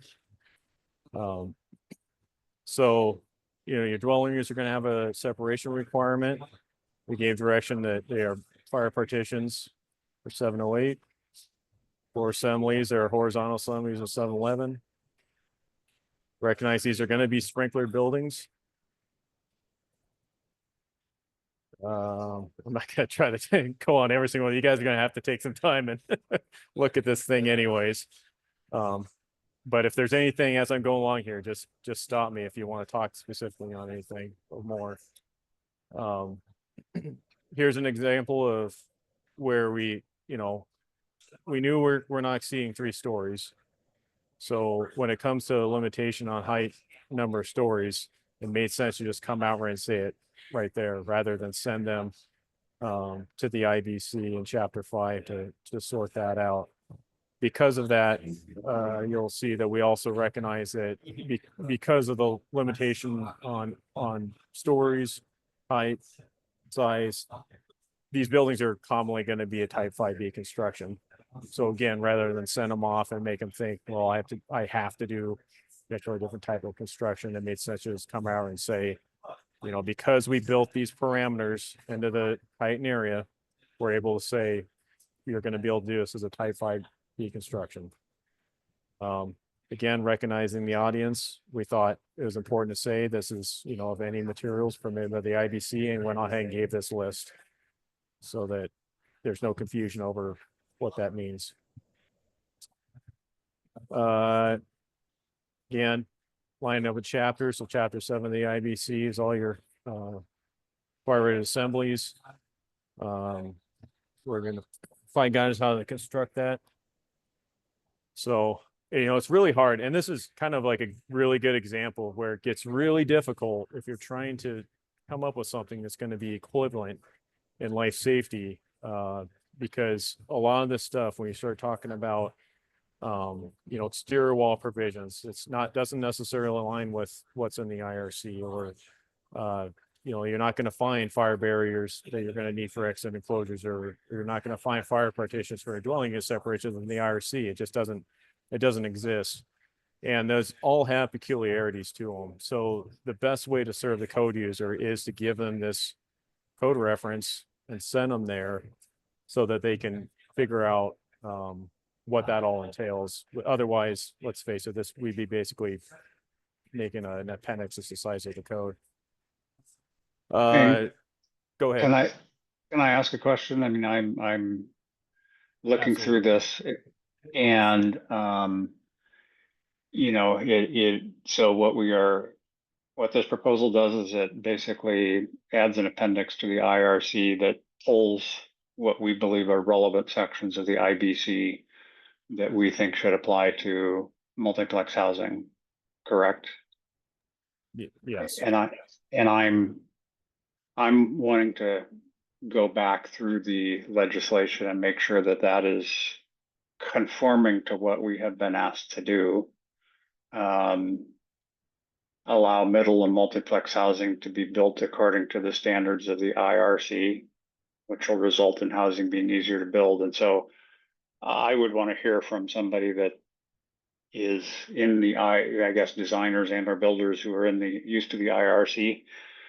And is this going to be, does that meet that criteria of, you know, trying to get people who are used to using the IRC to be able to use this for multiplex? And I don't have a, I'm not saying that I have an opinion that it does or doesn't, but I think it's a question we'll need to ask. So.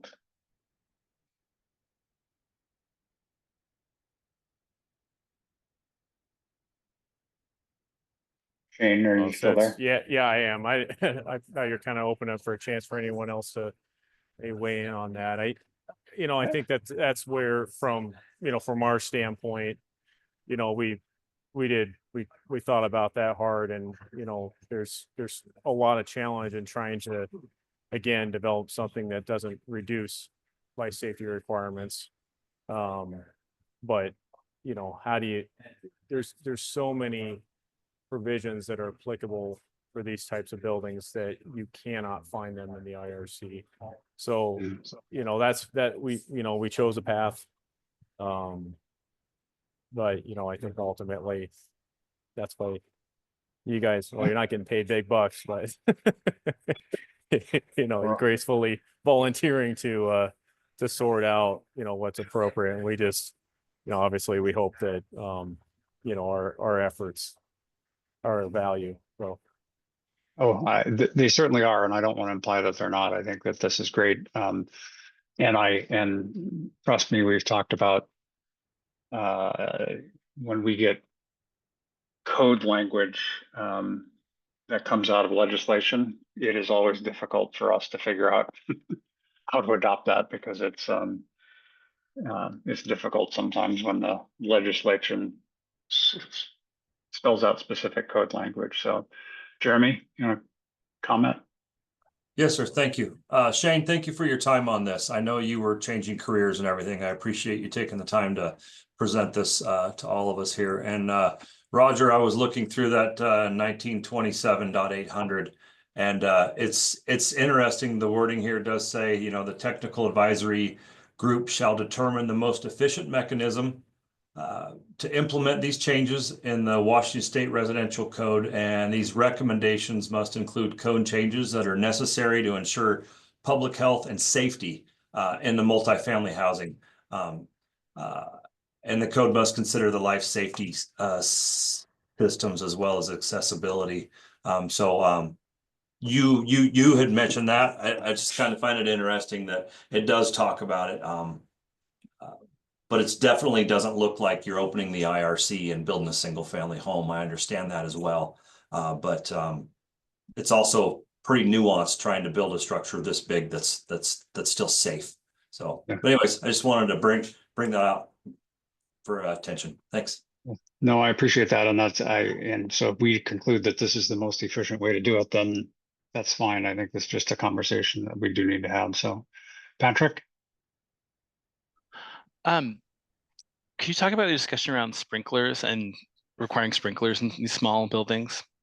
Just because I know that's like one of the biggest triggers for water main upgrades and additional expense when you're looking at townhouses versus a stacked flat situation, which I think is what this is trying to allow for. Yeah, sure. I mentioned at the beginning that we recognize that layouts weren't really restricted by this. And so, I think technically speaking, if you got into a situation where you're talking about like an actual townhouse, you probably wouldn't see someone utilizing this. You'd see them actually follow just the IRC provisions, but it's already there for townhouses. But when you're talking about 6 units, then even with the townhouse provision of the IRC, you're going to run into a sprinkler system, when you exceed 4. When you're talking about the IBC, as a group R2 building, which these would, just fall under, that's what the IBC requires. So in order to, you know, if the legislation had said create something for multiplex buildings that doesn't require sprinklers, then that would have been a different conversation. But you know, that's a critical life safety requirement. So, you know, as I said, we didn't change the provisions as we went through this.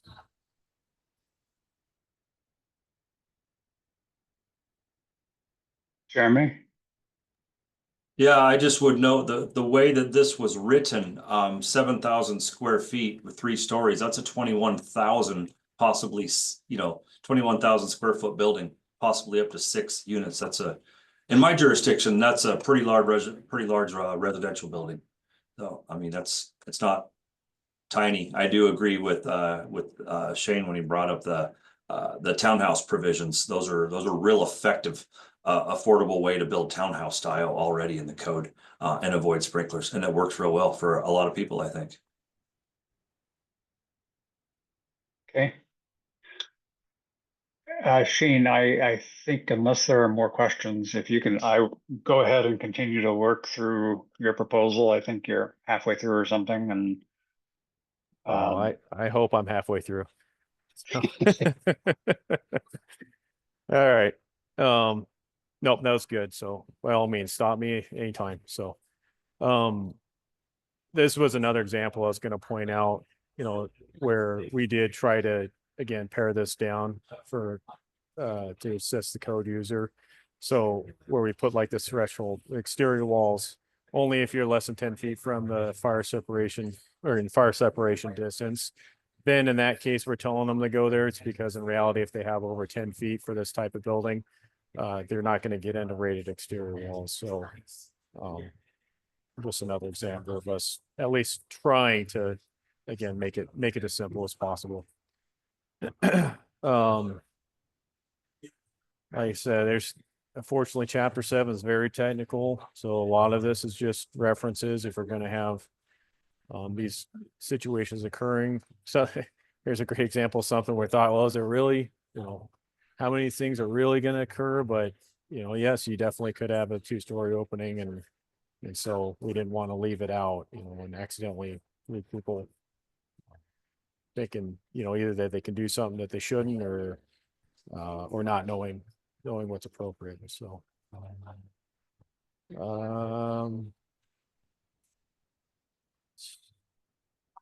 stair enclosures. We went ahead and noted that they be 1 hour rated. Again, rather than send them to try to figure that out. You know, it's a 3-story building, so a stair enclosure that connects us 3 stories is allowed to be 1 hour. So we just came out and said it. Doors would be self-closing.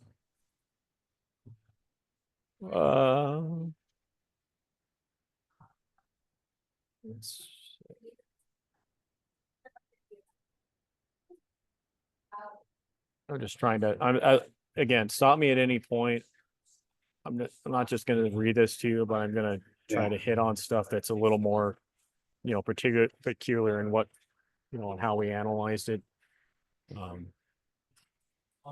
There's a lot of just general means and egress requirements that you'll find the IBC, superintendent services, illumination, you know, things we're pretty familiar with.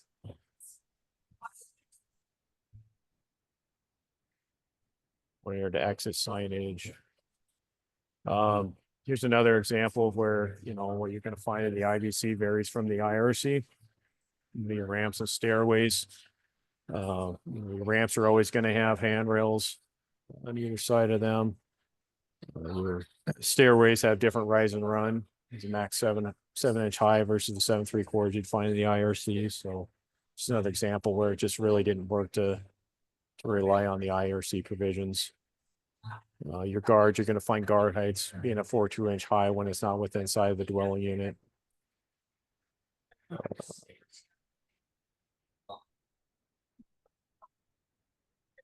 I see we did build a lot directly out of the corridor provisions.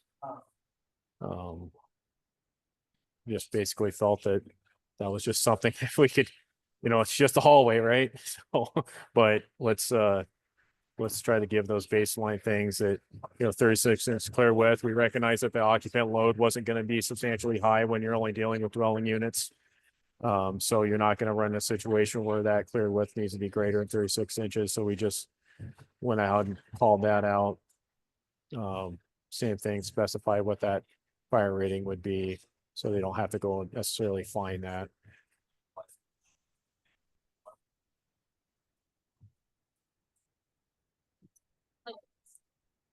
Another example, trying to simplify it, we kind of had the default to saying you're going to have 2 exits, but then give the exceptions for when they could have 1 exit. I think this is probably a case where the exceptions might become the rule, but if we'd had said, you have to have 1 exit, then it would have been the complexity of trying to explain why they might need to have a second exit gets, would have been far more confusing. So this is basically duplicating out of the IBC rather than actually sending them to it, just to sort through that when there's a lot of stuff in there that just doesn't apply.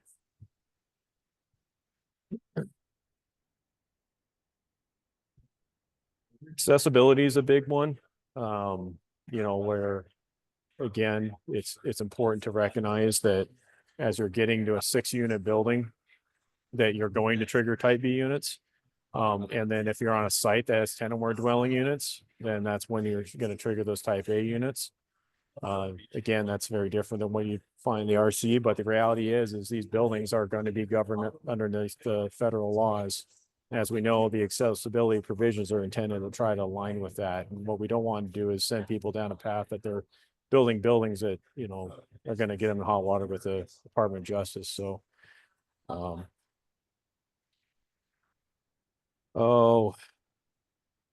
think we did try to make this a little friendlier. Putting specifically into it those triggers, the 10 or more units and the 5%, rather than necessarily having to go find that provision in the IBC. I mean, they're going to end up relying on this a lot. So that met kind of our threshold of what we want to actually build directly into this.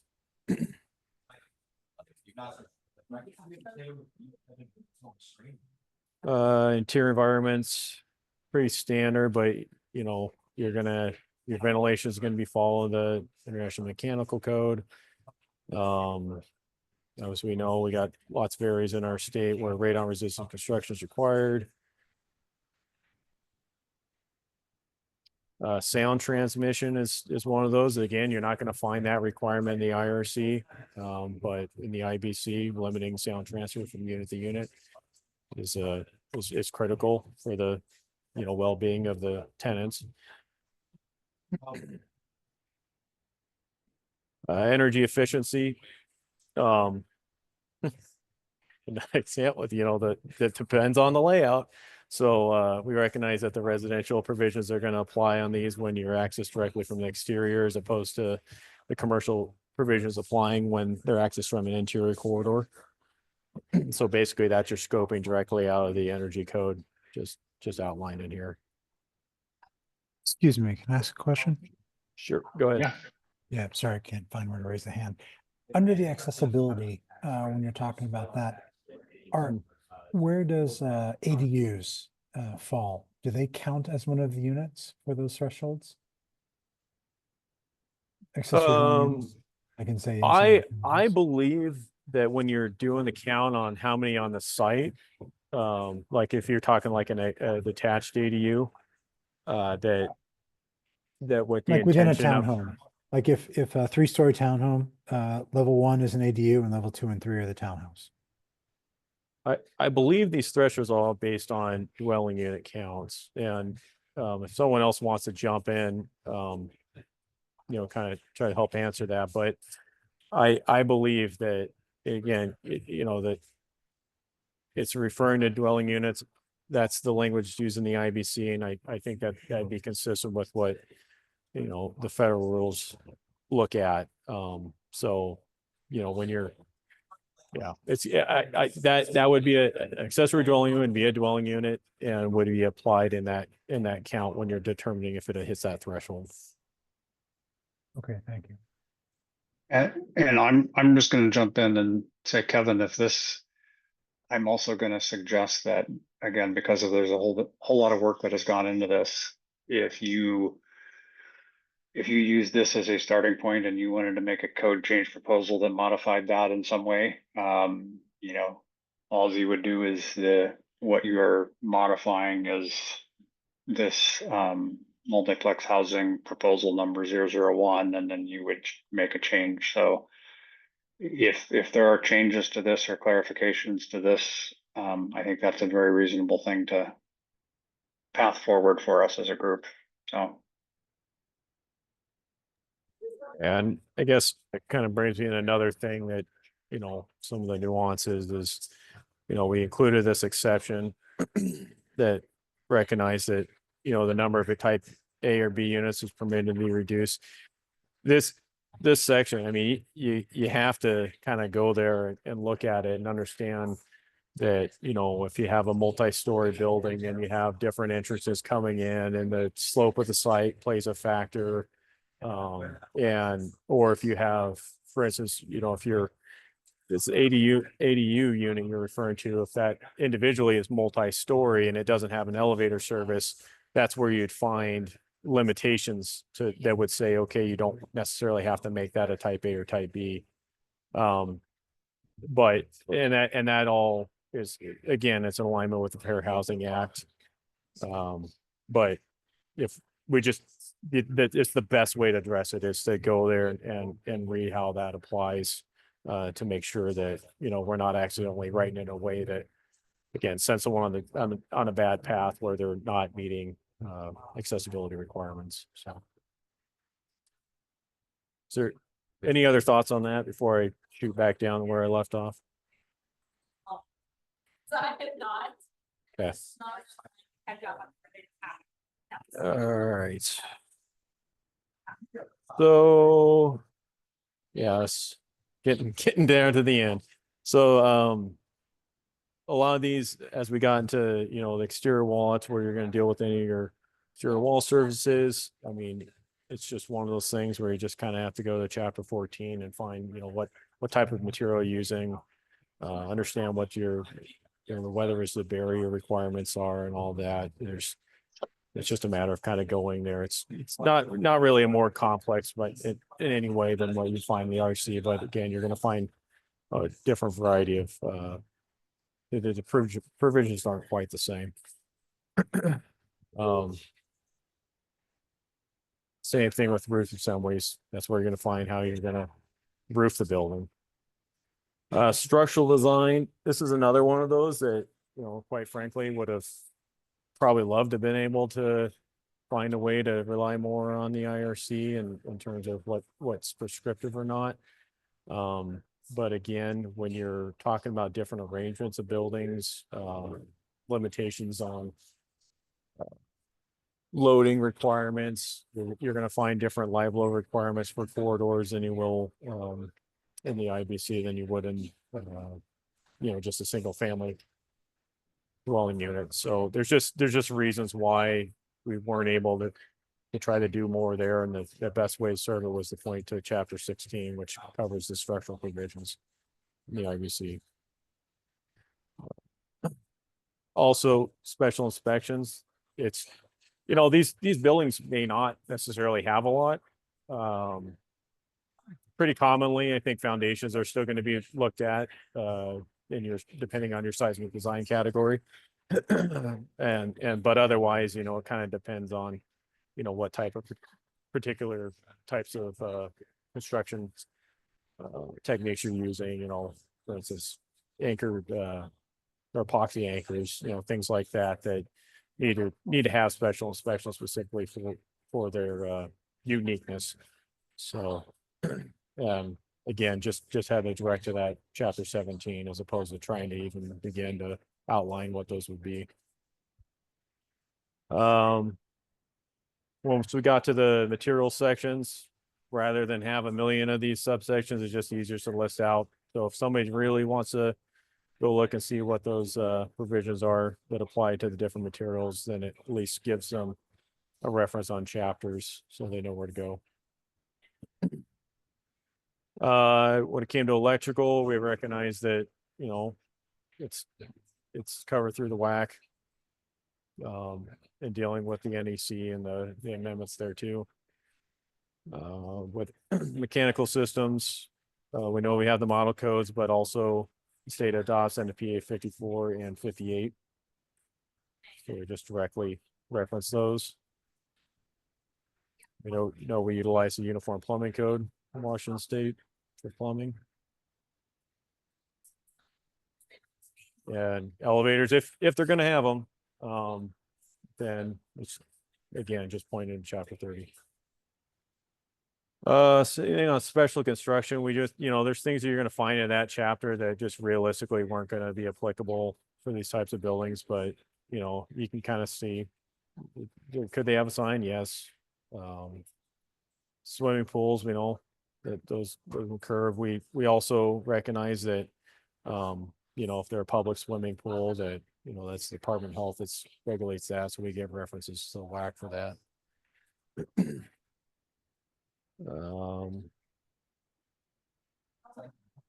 Yeah, and just because it's actually not showing up here. We had a table, because we did recognize that because we were directly referencing the NFPA 54 and 58, that we did have a table. I'm not sure why it's not showing, but just so we completed it. We had everything that we're supposed to have. So yeah, there you have it. Thank you, Shane. Thank you for all the work. I think first off, as we go through both of those proposals, I'm becoming more and more supportive of having these as appendices, just because if you start making these changes within the code, I think it would be a nightmare to try to track that and make sure it doesn't mess up something else. So again, I'm becoming more and more comfortable with that as a solution. I do think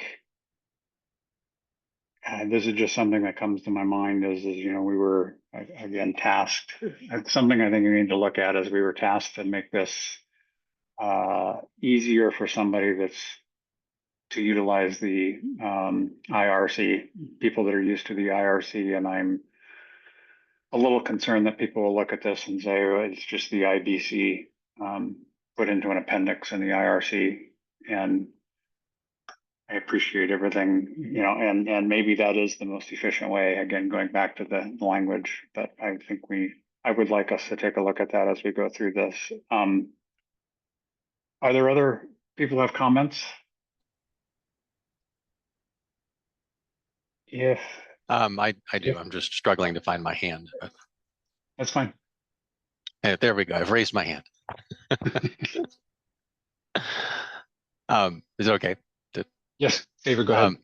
Yeah, sorry. I just wanted to, Roger, I wanted to sort of amplify what you just said about the purpose of the legislation, which was not to help people find the clauses that are applicable to multiplex buildings in an administrative sense, but it's that the rules that govern how to build an apartment building, say in the IBC, are basically the same rules for a 3-unit building as for a 300-unit building, but for a 3-unit building, they represent an extraordinary cost that will functionally prevent small plex buildings from being built as middle housing, as many people would like to see. And so the goal was to find a way for the standards of residential construction to be used for these small, low-risk buildings that are being built at low scale with few occupants. And Roger, just as you said, I mean, as far as I can tell, all this proposal seems to be doing is saying you will build under the IRC by taking every possible applicable provision and pointing you out of the IRC into the IBC, creating a building that is still as difficult and expensive to build as it would have been prior to this work, which seems to be utterly missing the point of the state legislation. And yet we've been directed to do it without impacting the safety and welfare. So, and that's where we're caught a little bit between a rock and a hard place, I think. So I just, I appreciate this proposal, and again, I think if people have comments about this as a proposal, you know, we can consider this as an option with making modifications, or if somebody wants to take a pass at taking the IRC and I'm going to just say starting from scratch with the IRC and reinforcing the IRC to apply to 3 stories and 6 units. I think that's a code change proposal that we would need to see. So,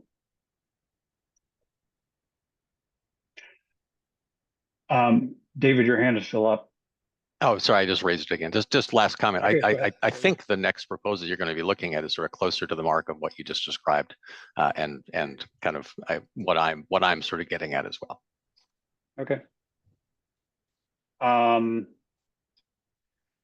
So with that, we have 1 hour left. I'm wondering if people would like a 5-minute break before we jump into the last 2 agenda items. I think I would. So as the chair of the committee, I'm going to say that we will take a break until 3:05, if that's all right.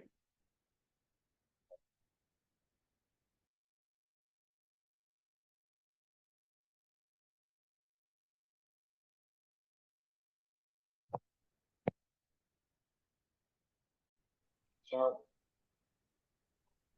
Thank you. Sorry, you caught me with my mouth full.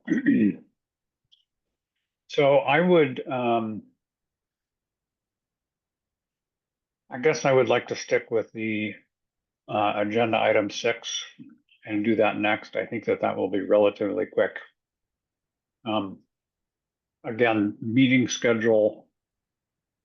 As far as doing it today, I'm not sure that we have a whole lot of flexibility because of the staff needing to attend and take notes. I think I'm hopeful that people can make a Monday afternoon work. As far as, and then I am going to suggest we go ahead and wait 4 weeks and for our next meeting. I think we've got 4 proposals that we're going to present at this point, just to get an update on other proposals that may come in. That would be the intent of this next meeting. And then 2 weeks after that, we should have, which will be right after the State Building Code Council meeting, we should really be able to start drilling down on proposals and taking action. So that would be meetings on May 5th, then May 19th, and try to go every 2 weeks after that. It is possible that we may need to go to every week for a time as we get near the end. I'm not sure. Certainly wanting to be sensitive to everybody's time. Most, if not all of us, are volunteers. So, and I see John's hand up. John, if you want to make comments, and if anybody else has any other comments about that, please raise your hand. Yeah, just to most of that works, at least for my schedule, but just to let you know that May 5th, I and maybe a couple others are going to be at the ICC code hearings, and so we'll not be able to make that meeting. Okay. Well, again, the intent for the May 5th meeting would really be to do a similar download of any other proposals that have come in. I think that's the main topic for that meeting. And the meeting after that on the 19th is when we're really going to start digging in and hopefully voting yay or nay on some of the proposals, depending on how many that come in and what we think as a group is the best way to move forward, whether it's taking these WABO proposals and, you know, editing them or exactly what. So any other comments? All right. And Dustin, I don't know when you can start getting those up on the calendar. I'd like to see them at least as placeholders, although I don't know if you don't have all the tag meetings on the calendar, do you? As we envision how many we're needing for the process that we're going through right now, we've been just doing the schedule one. So I can get the May 5th and the 19th on there, and if you want, I can do 2-week cadence after the 19th as well, just to get it out there for people's calendars. I think that would be good. Jeremy? Yeah, did I hear you correctly? You said that that we're kind of married to Mondays because of SBCC staffing. Is that true? Dustin, you can comment on that. I Or- made that as an assumption, but So as far as SBCC staffing, there's a lot of tag meetings rolling right now or intended to get rolling. So we can do Mondays, we can do Tuesdays and Wednesdays and Thursdays. Oh, but geez, Fridays- really? Did I miss it? Oh, for crying out loud. David, I got 'em. David, could you Well, got him? okay, great. I thought I had them. There we go. So we can do pretty much any day of the week except for Fridays. The first 3 Fridays of the month are bookmarked for the executive committee, the standing codes committees, and then the council meeting. The main thing we would like to try to avoid as much as possible is having multiple meetings running at the same time. We can do it. It's just if there's folks who have interest in more than one meeting going on, they might struggle to jump back and forth or attend at all any specific meeting. So the days that are really just cut off are the Fridays, and so we can do any day pretty much. Okay, just a point for me. I'm not obviously not the only person I know, and there are alternates. I get that.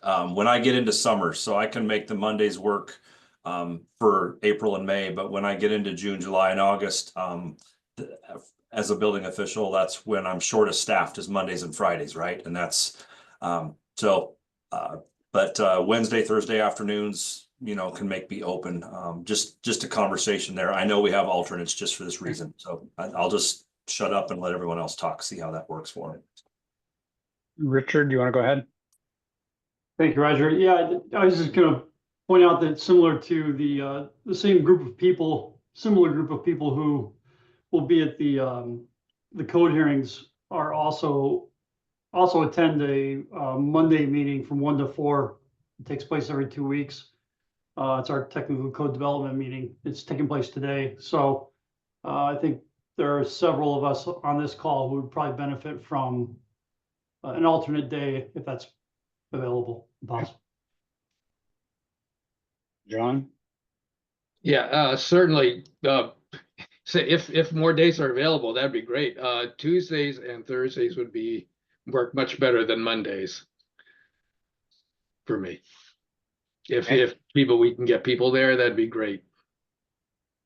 Dustin, do you have, I'm looking at my calendar too. Thursday morning doesn't work very well, but and Tuesdays mornings or afternoons, I've got a standing noon meeting, but I can work around that.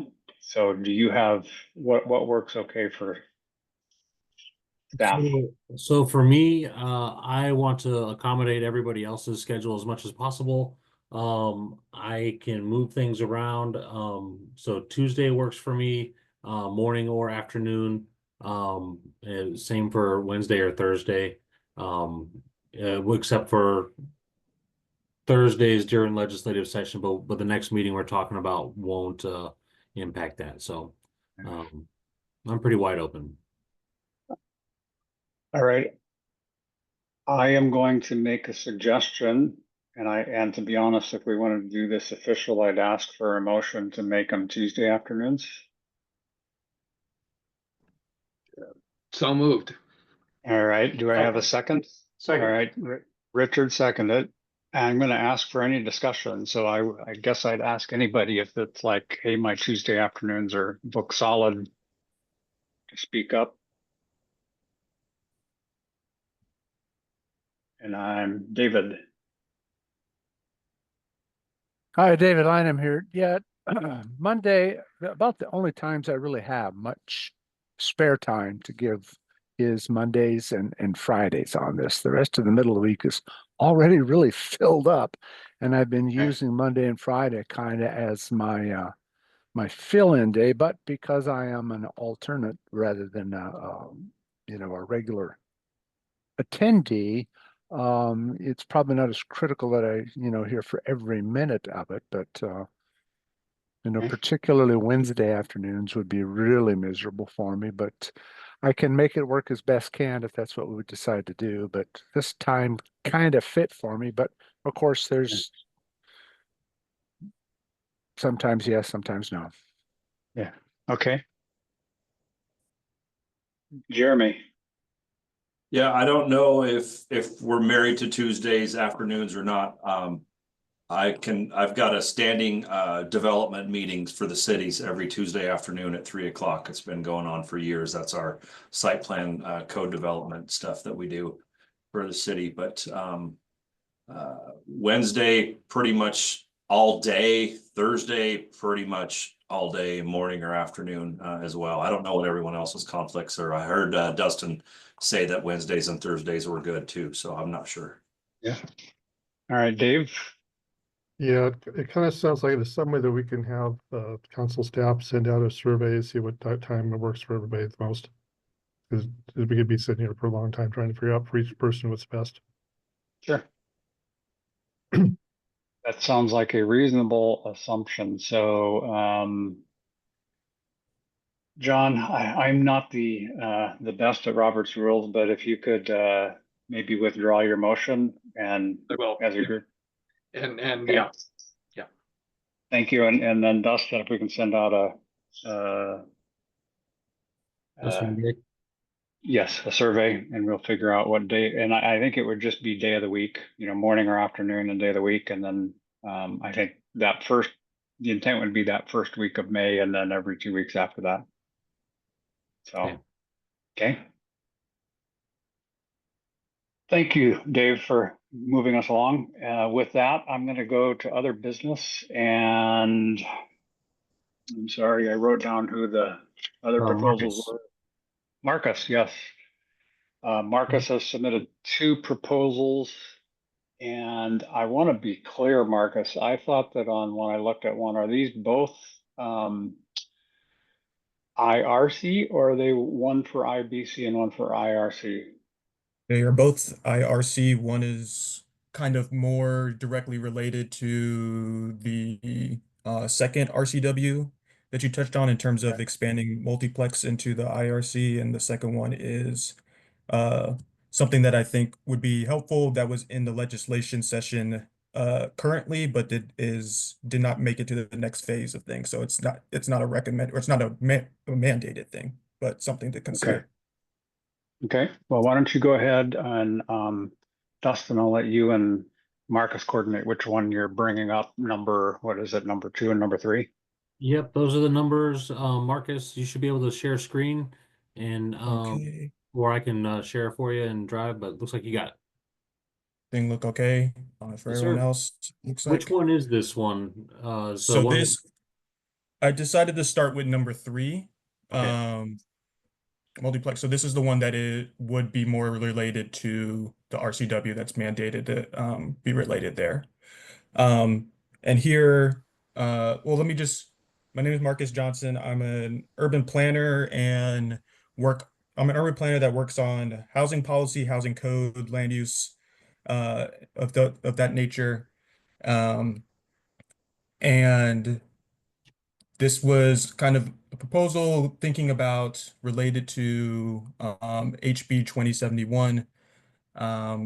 And I am making an argument, this proposal here is an example of something that would be updating the IRC code sections within the IRC without kind of sending out to the IBC through an appendix, making updates within the IRC itself.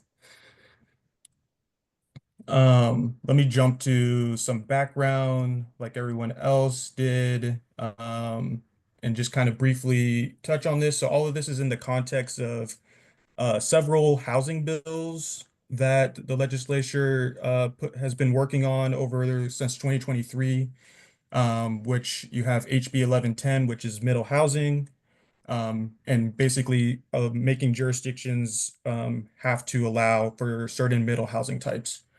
And middle housing being dictated or defined as duplexes to sixplexes, essentially. So 2 units to 6 units. It's some level of those things. And then an understanding from a housing policy, housing development level of things that zoning is not the only factor that impacts the ability to develop housing and to develop it affordably and make it attainable for others to purchase and buy or rent. The building code can act as a barrier when it's not aligned with the zoning code, and similarly, financing options can act as a barrier as well when not aligned with the zoning and building code. And so some of these things, or a lot of these state legislations, are kind of all trying to get at the same thing of trying to make it easier to build more housing, build housing that is safe, but provides more info and affordable options. So I have here my thing, just kind of some background here in terms of that. I think a key phrase here to be thinking about is middle housing, or multiplex buildings, given from the state law, defines middle housing as buildings that are compatible in scale, form, and character with single-family houses. So these are structures that exist in people's neighborhoods today, for the most part, duplexes, triplexes, and they very often look like single-family homes, and can be designed to look like single-family homes, and they are a very similar scale and size of those structures. And so 2071 at one level is trying to ask us to consider those indications and therefore make space and differentiate between a 3-unit building. Like basically a 3-unit building or a 3 to 6 unit building is different from a 15-unit building or a 30-unit building or a 50-unit building. But right now the IBC treats 3 units like it does a 50-unit building. And so to integrate the middle housing codes or the middle housing allowances into the IRC is what 2071 is asking for to consider. So with that background, I will just start up here at the top, where I have done proposed international residential code. This is the 2024 code, as mentioned before. And these are the sections. So you'll see in there scope, some definition changes or additions, a new section, and then some adjustments to the fire sprinkler, or kind of how it integrates with the fire sprinkler and other safety features. As by integrating it into the IRC, the expectation is that the other sections of the code will also apply to this new form of housing within the IRC, right? So you don't have to clean out or make connections to all the other ones as long as it override, or as long as everything that overrides within the IRC touches that. So first change here is just to scope and adding multiplex to the scope. Adding the term multiplex dwelling as a definition term that is added to the scope, and multiplex dwellings in accordance with the new section here. Not more than 3 stories above grade, and not 3 stories above graded plane and height, and their accessory structures not more than 3 stories above grade plane and height, using similar language from up above with the detached and 2-family dwellings as well. Then down here at definitions, so I've added proposed 2 definitions where you have a multiplex dwelling, which is a building that contains 2 to 6 dwelling units under one roof that extends to the foundation and that has access to a yard, street, alley, or public way on not less than 2 sides. This was my attempt of trying to kind of fit the definition while using similar language that was designated within the state law without copying over word for word what was in this kind of the definition of what was placed in the state law, because it had some just funky reading of it type of thing. So trying to capture those 2 things within it. I don't think if worst comes and you just want to use the multiplex definition that was in 2071. I think it works fine. This was just my attempt to make it more streamlined and more readable to me and to anybody else that might be in kind of make it a simpler definition in a sense. Marcus, do you limit it to 3 stories somewhere else? I think I do. Multiple dwelling should not be attached. Maybe I don't. I And think we maybe, would. and that's a key thing to probably get. Yeah. I think it's section Yeah. 1 there. Section 1? 101 R 101.2, item 2. That's where he did that. It's part of the scope. Ah, Yeah. okay. Okay. Yeah, Thank not you. more than 3 stories. Thank you. Would have that there, and that could be added to the definition to make that clear as well. And so here in the fire resistant construction section, R302, what I did is because I introduced the term of multiplex dwelling is added a new section that kind of goes through a similar series of code language that you would have for the duplex or the 2-family section, which I think would be R302.2, and then townhomes I think is R302.3 currently, if I'm remembering that correctly. And so this is just adding multiplex dwellings and then adapting the language from both 2-family and townhouses where they seem applicable into what would be the case for multiplex struct dwellings. So they'll be constructed in accordance following these kind of these sections.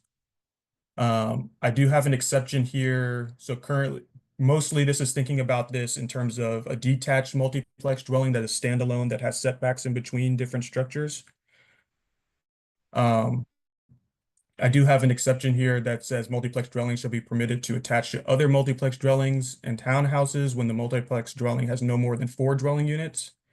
And each dwelling unit shall stand independently and be considered a separate building. And so this is, a sense, trying to give some flexibility to decision makers, designers, people that build housing, similarly to how you can do multiple townhouses attached to each other.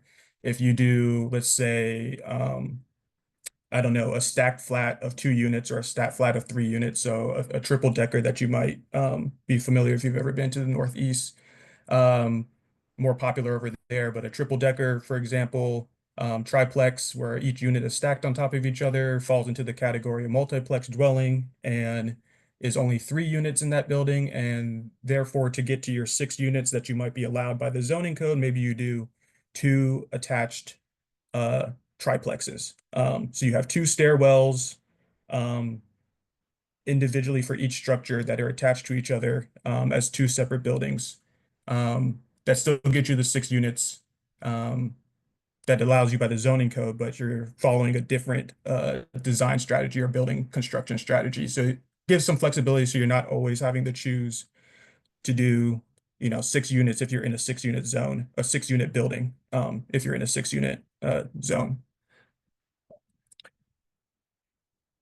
Similarly, you have separation that basically covers a lot of the same stuff that was that's in kind of the townhouse section. So fire resistance rating of half an hour shall be permitted using those same standards there. Double walls, so each multiplex dwelling should be separated from other multiplex dwellings or townhouses by 2 1-hour. Fire resistant rated wall assemblies tested in accordance, or as a secondary option, common 2-hour fire resistant rated wall. So these are things that are already allowed for your townhouses, and it would just be using the same kind of elements for a multiplex structure. Similarly, continuity between fire resistance rated floor ceiling wall assemblies, and that basically The fire resistant wall or assembly should extend to the outside edge of the upper story or the underside of the exposed ceiling. So this is basically saying if you have anything that cantilevers over a certain part, like you have a garage that's a little set back and you have some of the housing that's on top kind of reaching over, that your fire rated construction, connects up to that cantilever bottom area, and so that there's protection there. A lot of these things are, again, key features from other elements that are already in the International Residential Code, just from the townhouse or the two-family code structure, structural independence. So each multiplex shall be structurally independent. Multiplex dwellings separated by a common wall as provided in section 302.4, 1.12.2. And then some other new additions in this section that you might not see already occurring in the code is just additions like crickets and porches and porches and patio covers, as those are features that can both add to livability of the housing unit itself, but it also, when you're talking about porches and balconies and things of that nature, or exterior stairs, can act as other ways of egress in terms of fire safety. Let's see, similar language here with shared accessory rooms and other penetrations there. And then I will just get to this automatic fire sprinkler system here. So the change here is similarly, an automatic fire sprinkler or residential fire sprinkler system should be installed in multiplex unit. Follows the same kind of setup or template that the townhouses currently have, where there's currently in townhouses an exception that was mentioned earlier that if you're 4 units or less, or 4 townhouses that are attached to each other or less, then you don't have to do an automatic fire sprinkler. It's for 5 townhouses or more that are attached to each other. And so a series of exceptions here to kind of have a similar payoff or trade-off in terms of housing affordability and the ability to construct the housing at an affordable rate while also maintaining a level of safety within the building. And so automatic residential fire sprinkler system shall not be required where additions or alterations are made to existing multiplex dwellings of no more than 4 multiplex units that does not have an automatic residential fire sprinkler system. This is a carryover, similar thing for townhouses and 2-family, where if you have an old home, you don't have to, and you do certain things. They currently have an exception for that. There's also detached multifamily dwellings containing no more than 4 multiplex units. So this is essentially saying, detached standalone building, 4 units. It's probably a 2-story building with twin units on both sides, kind of stacked up on the stairwell, and then those type of structures. The automatic fire sprinkler system wouldn't be similar to like a duplex, or similar to a single family home. You wouldn't be required to have that there. But if you go for the 5-unit or the 6-unit multiplex, then that's when the automatic fire sprinkler systems would kick in. Part of this is to align again with the townhouse kind of set up with the 4 units as the kind of marker area. Another reason or rationale for this breakpoint here is aligning currently financing to build these structures. So the same mortgage that you could take out for a single family home is the same kind of mortgage package you could take out to do a triplex, or to build a triplex or a fourplex. They cover the same things. And so those are going to be likely this type of housing that is most accessible to people that are used to building in the residential code already, and people that are used to building in the IBC might be able to already handle the 5 or 6 units. And so it's doing a little bit of a trade-off there. It's balancing the need to make it easier to construct some of these middle housing types, but not removing all safety provisions from the higher unit counts. So that's the rationale there, or part of the rationale there. You'll see 3 attached multiplex dwellings containing no more than 2 multiplex dwellings and no more than 6 total multiplex units. So again, this is providing some flexibility where you can treat your multiplex dwellings similarly like you would a townhouse, where you might do a triplex or you might do a duplex and a duplex next to each other. And that's your 4 units there. And they're attached to each other. And so therefore you're good, no fire for sprinkler unless it goes over 6 total multiple units. So if you tried to do, 2 twin 4plexes next to each other, then all of a sudden that kicks into having to do fire sprinklers for safety, because that's can be quite a bit of units within that limited space there. And then the last exception is giving a break or thinking about when people decide to develop and build these housing with construction materials that are much higher fire protected rated. So if you decide to build your multiplex out of concrete, out of steel, out of mass timber that are all generally 3-hour rated fire protection type of construction material, then you kind of have a physical safety, fire safety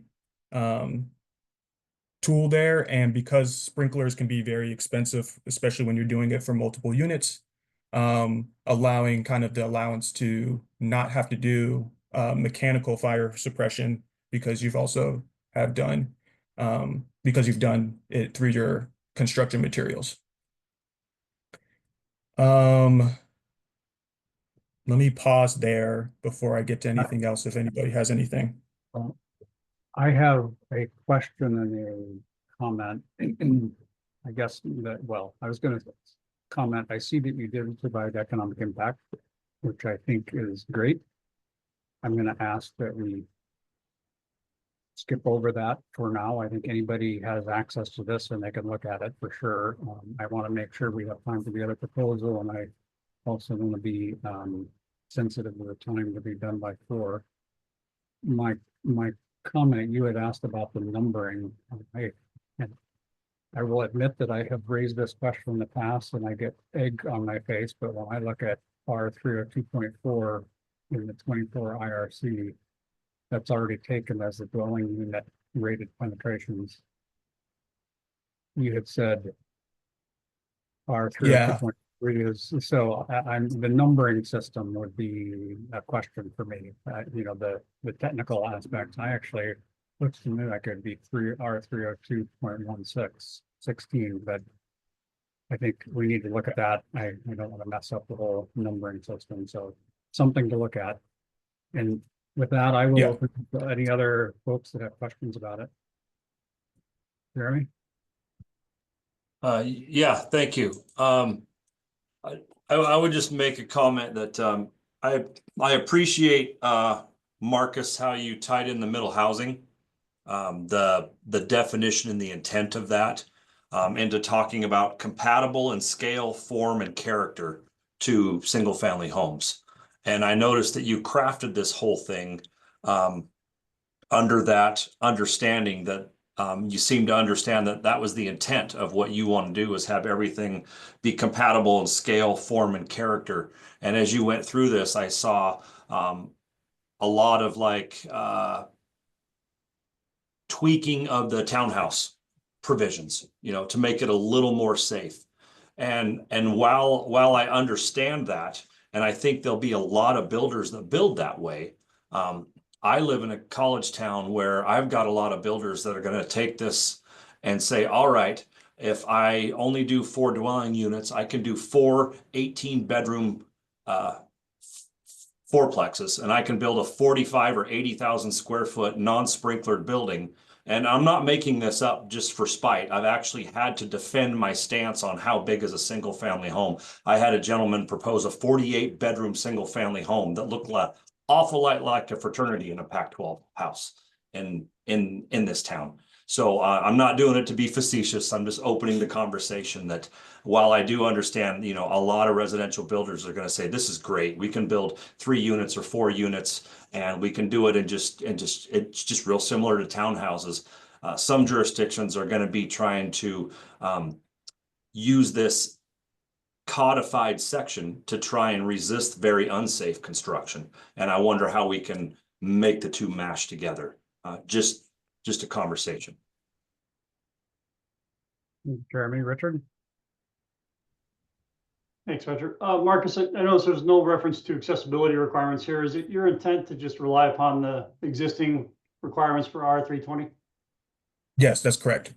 My Okay. intent is just to rely on what's currently there. Yeah. All right, thanks. Kane?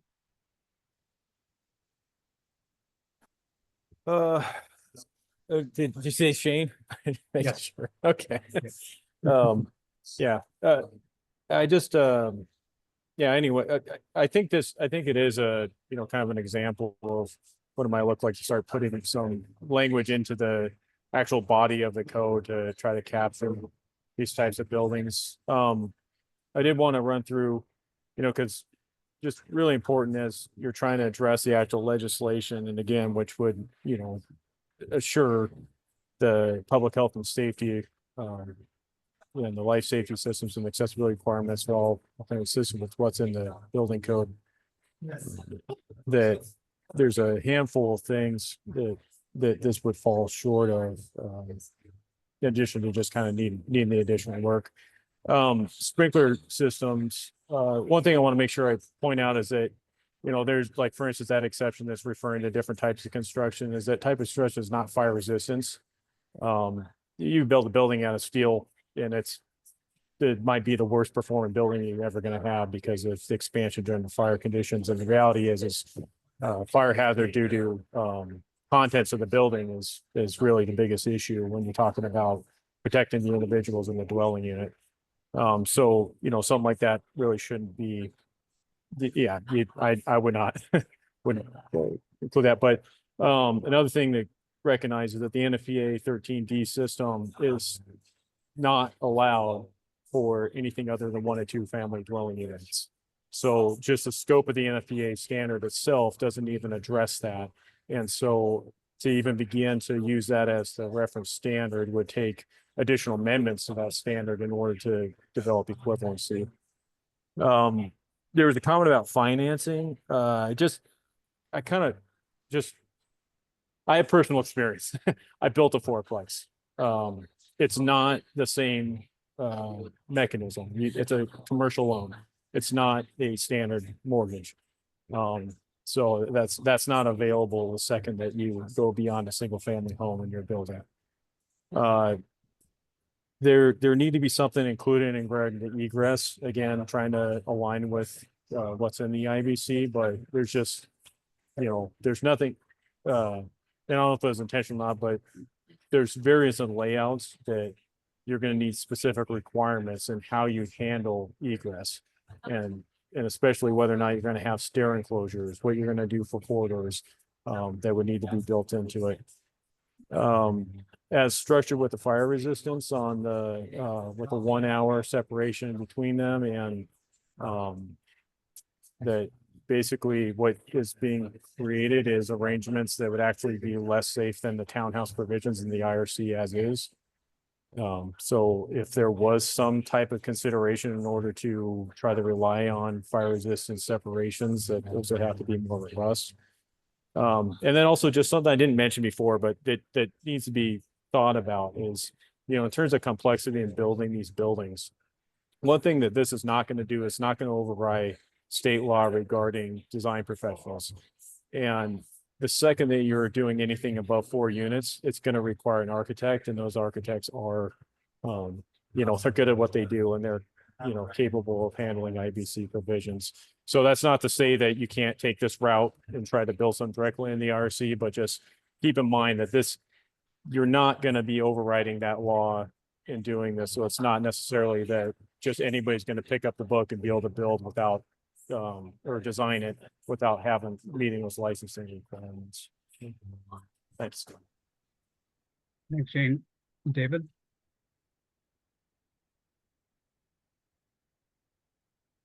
David Newman?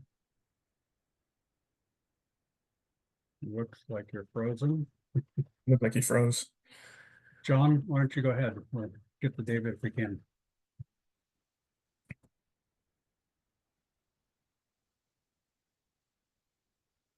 John too.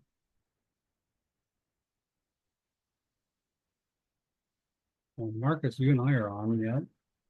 Yeah. You guys aren't the only ones We're on. still, yeah. Okay. I still hear you, Marcus and Roger. All right. Not everyone froze. And it looks to me like everybody's hands have gone down. I will make a comment, Marcus, as somebody, I think Shane was talking. Is the life safety systems and accessibility requirements of the Washington State, of the state building, of the IBC, the measuring stick? And I think per section 2, or item number 2 in section 1, it does say, under the international, it must consider the life safety systems and accessibility requirements for multiplex housing from the Washington State Building Code. So, I've seen two proposals here. One that kind of, as I mentioned, with the WABO proposal, that kind of basically took all the IBC requirements and put them into appendix that gets referenced. This takes a different approach that kind of goes towards really making modifications to the IRC. We're going to have to look at everything and make sure we are meeting the intent of the law. So the question that somebody raised, maybe Shane, about does this still have the life safety and accessibility requirements of IBC, and that is a relevant question to ask. So Ardell, you've got your hand up. Hi, I just had a question for Marcus as a clarification. Marcus, is the intent then with the ability to string multiple multiplexes together, separated by a common 2-hour wall? So you could have that would be unlimited because you're calling that separate buildings, right? So I could have 16 of these, 16 or however many multiplex buildings as would be allowed by zoning, because each one is a separate building. So I could have a 3-pack stacked with a 2-hour wall, another 3-pack stacked, another 3-pack stacked. Am I reading that correctly? So, and let me just confirm that. And it's that last sentence: each multiplex dwelling shall be considered a separate building. So I was just wondering if that kicks us beyond the scoping. Right. So this is my thinking here, with the caveat that none of the multiplexes are more than 4 dwelling units within them, right? Correct. Yep. So yes, you could have, multiple triplexes attached to each other in a row if the zoning allowed for that, and following all of the other kind of features of, common 2-hour fire resistant rated wall and things of that nature. Yes. And then that would also trigger, at least in the way that I'm understanding and how I tried to write this, that those would all of those buildings would then need to have the automatic fire sprinkler system type of thing, because they are more, it's multiplexes that add up to more than 6 total multiplex units type of thing.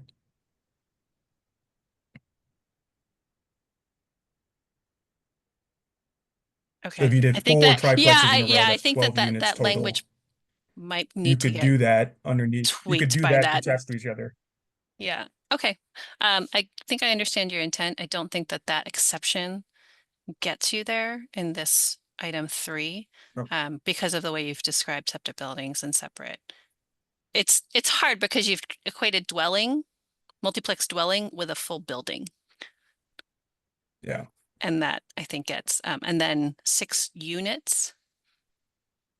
It has met the 6 units because it's only got 3 units or 4 units in that building. Yeah, that's yeah. So That just something to that point could- out. Yep, that could take some tweaking. Yeah, I tried Thank to. you. That's what kind of I tried to do the 2 definitions here with the Yeah. multiplex dwelling and the multiplex unit. But Thank you. definitely. Okay, we have 10 minutes left and I am going to be respectful of everybody's time. So I'm going to suggest that we don't get to the other proposal that we have today. We'll do that at the next meeting.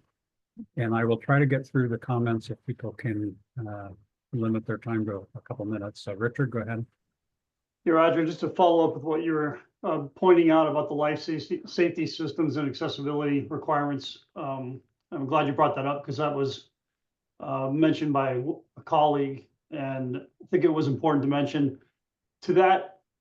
Along those lines, I wanted to point out that if per our WABO proposal, these would be in the building code. This would be an R2 occupancy, which would require type A and type B units. But with this proposal, it would just be compliance with R3 requirements would just be type B units. So type A units would not be included or required. So that would, I would argue that would be a difference. And could be in conflict with what you mentioned about the compliance with the state building code. Okay, thank you. John? Yeah, sorry for earlier lost power and internet for a few minutes here for some reason. So I do have a number of comments, but Roger, I got more kind of a procedural question. I presume we're going to be able to talk about this, excuse me, in other meetings as well, because I have a number of comments, but I haven't read the whole thing, right? I mean, we only just kind of started looking at it today. So I presume we're going to have a chance to give more comments, get into the details and things like that later. Yes, John, my intent with this initial meeting and potentially even the next meeting is really to have people introduce their proposals, and with the idea that if we move forward with them, and we aren't going to take any official action until the middle of May, because we can't. So I think, yes, we will at the next meeting or the meeting after that, I'm not sure, depending on how many additional proposals we get in the next 4 weeks. We will have the opportunity. This will come back up for review for sure. Okay. Okay. Yeah, I won't, and at that point, with that in mind, then I will not make the few comments that I have already at this stage. Okay. David. Oh, thank you. Sorry, I also lost internet, so hopefully I'm not being duplicative in my comments, but I just wanted to say that I appreciate that this proposal is picking up on the spirit of the state legislation, that this is intended for buildings that are small buildings with limited number of occupants that are appropriate to build under standards that are similar to the residential code, because the size of the building is small and the numbers of people that live in them is low. And so I mean, I think there's some language that needs to get massaged, and particularly with regards to to make sure that this can't be used for congregate housing and large numbers of people. And I think it would be easy to limit the size and the number of occupants to make sure that it was appropriate. But I think this proposal is really is like in the spirit of the legislation, and I think it's a very promising direction that I would encourage the TAG to take seriously. Thank you. Okay, thanks, David. Patrick? Yes, thank you. And I'll say I agree with David. I think he's made really great comments, and I agree with what he just said. Thanks to Wabo and Marcus for putting so much work into these proposals and giving us something to look at. Look forward to participating with the group over the next several months as we get more proposals and trying to figure out how to meet the legislation. I'll just say that generally BIW is supportive of making these changes directly in code and not doing an appendix. We think that more aligns with the legislation and the intent to get this allowed in every single jurisdiction in the state to try to bolster housing supply and improve that around the state. So thank you. Thanks, Patrick.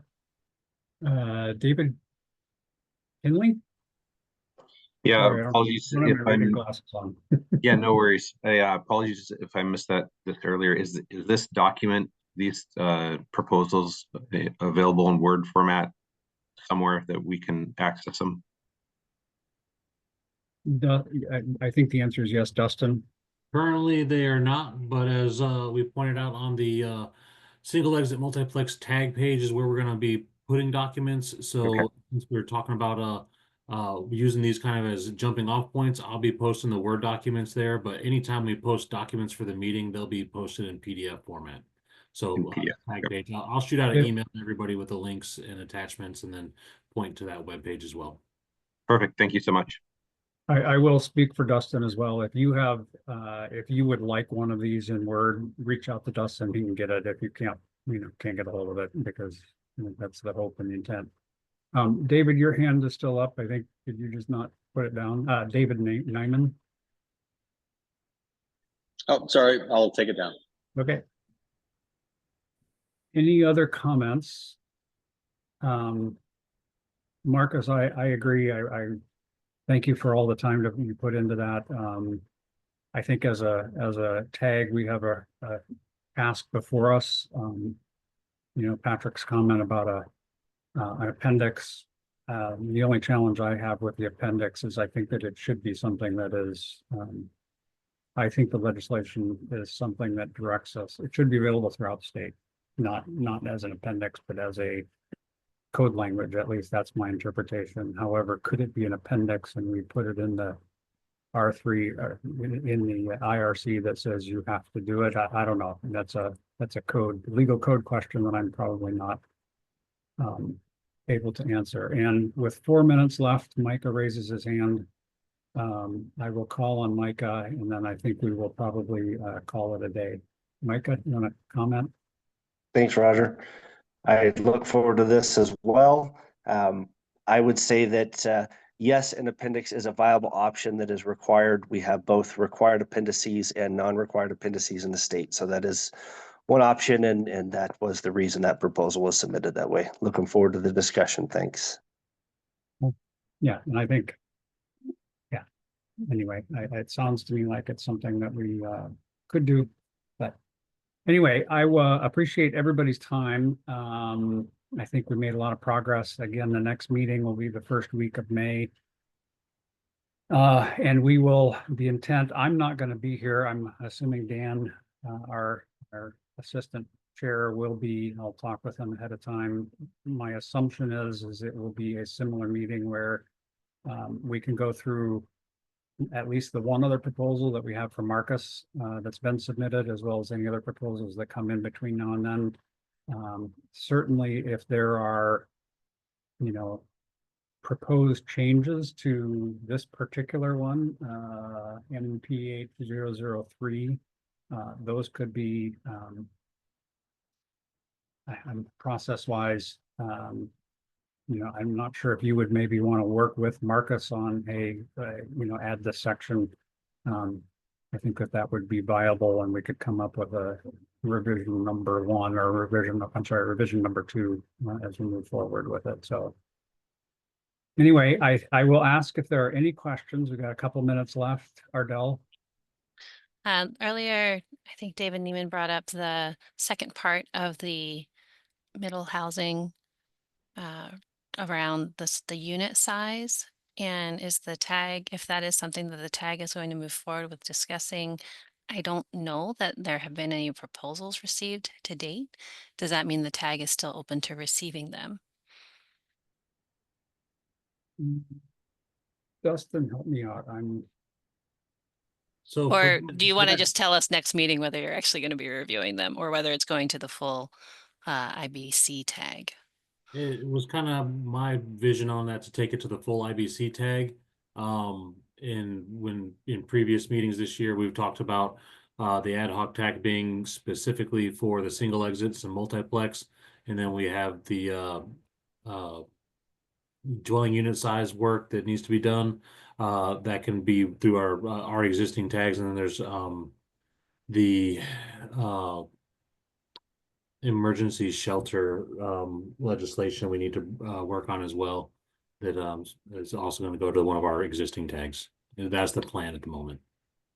Great, thanks, Dustin. That would be the IBC tag, and that's work the IBC tag also needs to get done by July. Yes. Okay. And are there are we open for proposals for those? If we get any right now, we would keep them, but we haven't opened an official window for those. No. Something we need to do at the next council meeting, right? Okay. All right. Any other questions? All right, I appreciate everybody's time. We will adjourn the meeting and we will talk with everybody in May. Thank you. Thank you, Roger. Thank Thank you. Thank you. Thanks, Roger. Appreciate it. You bet.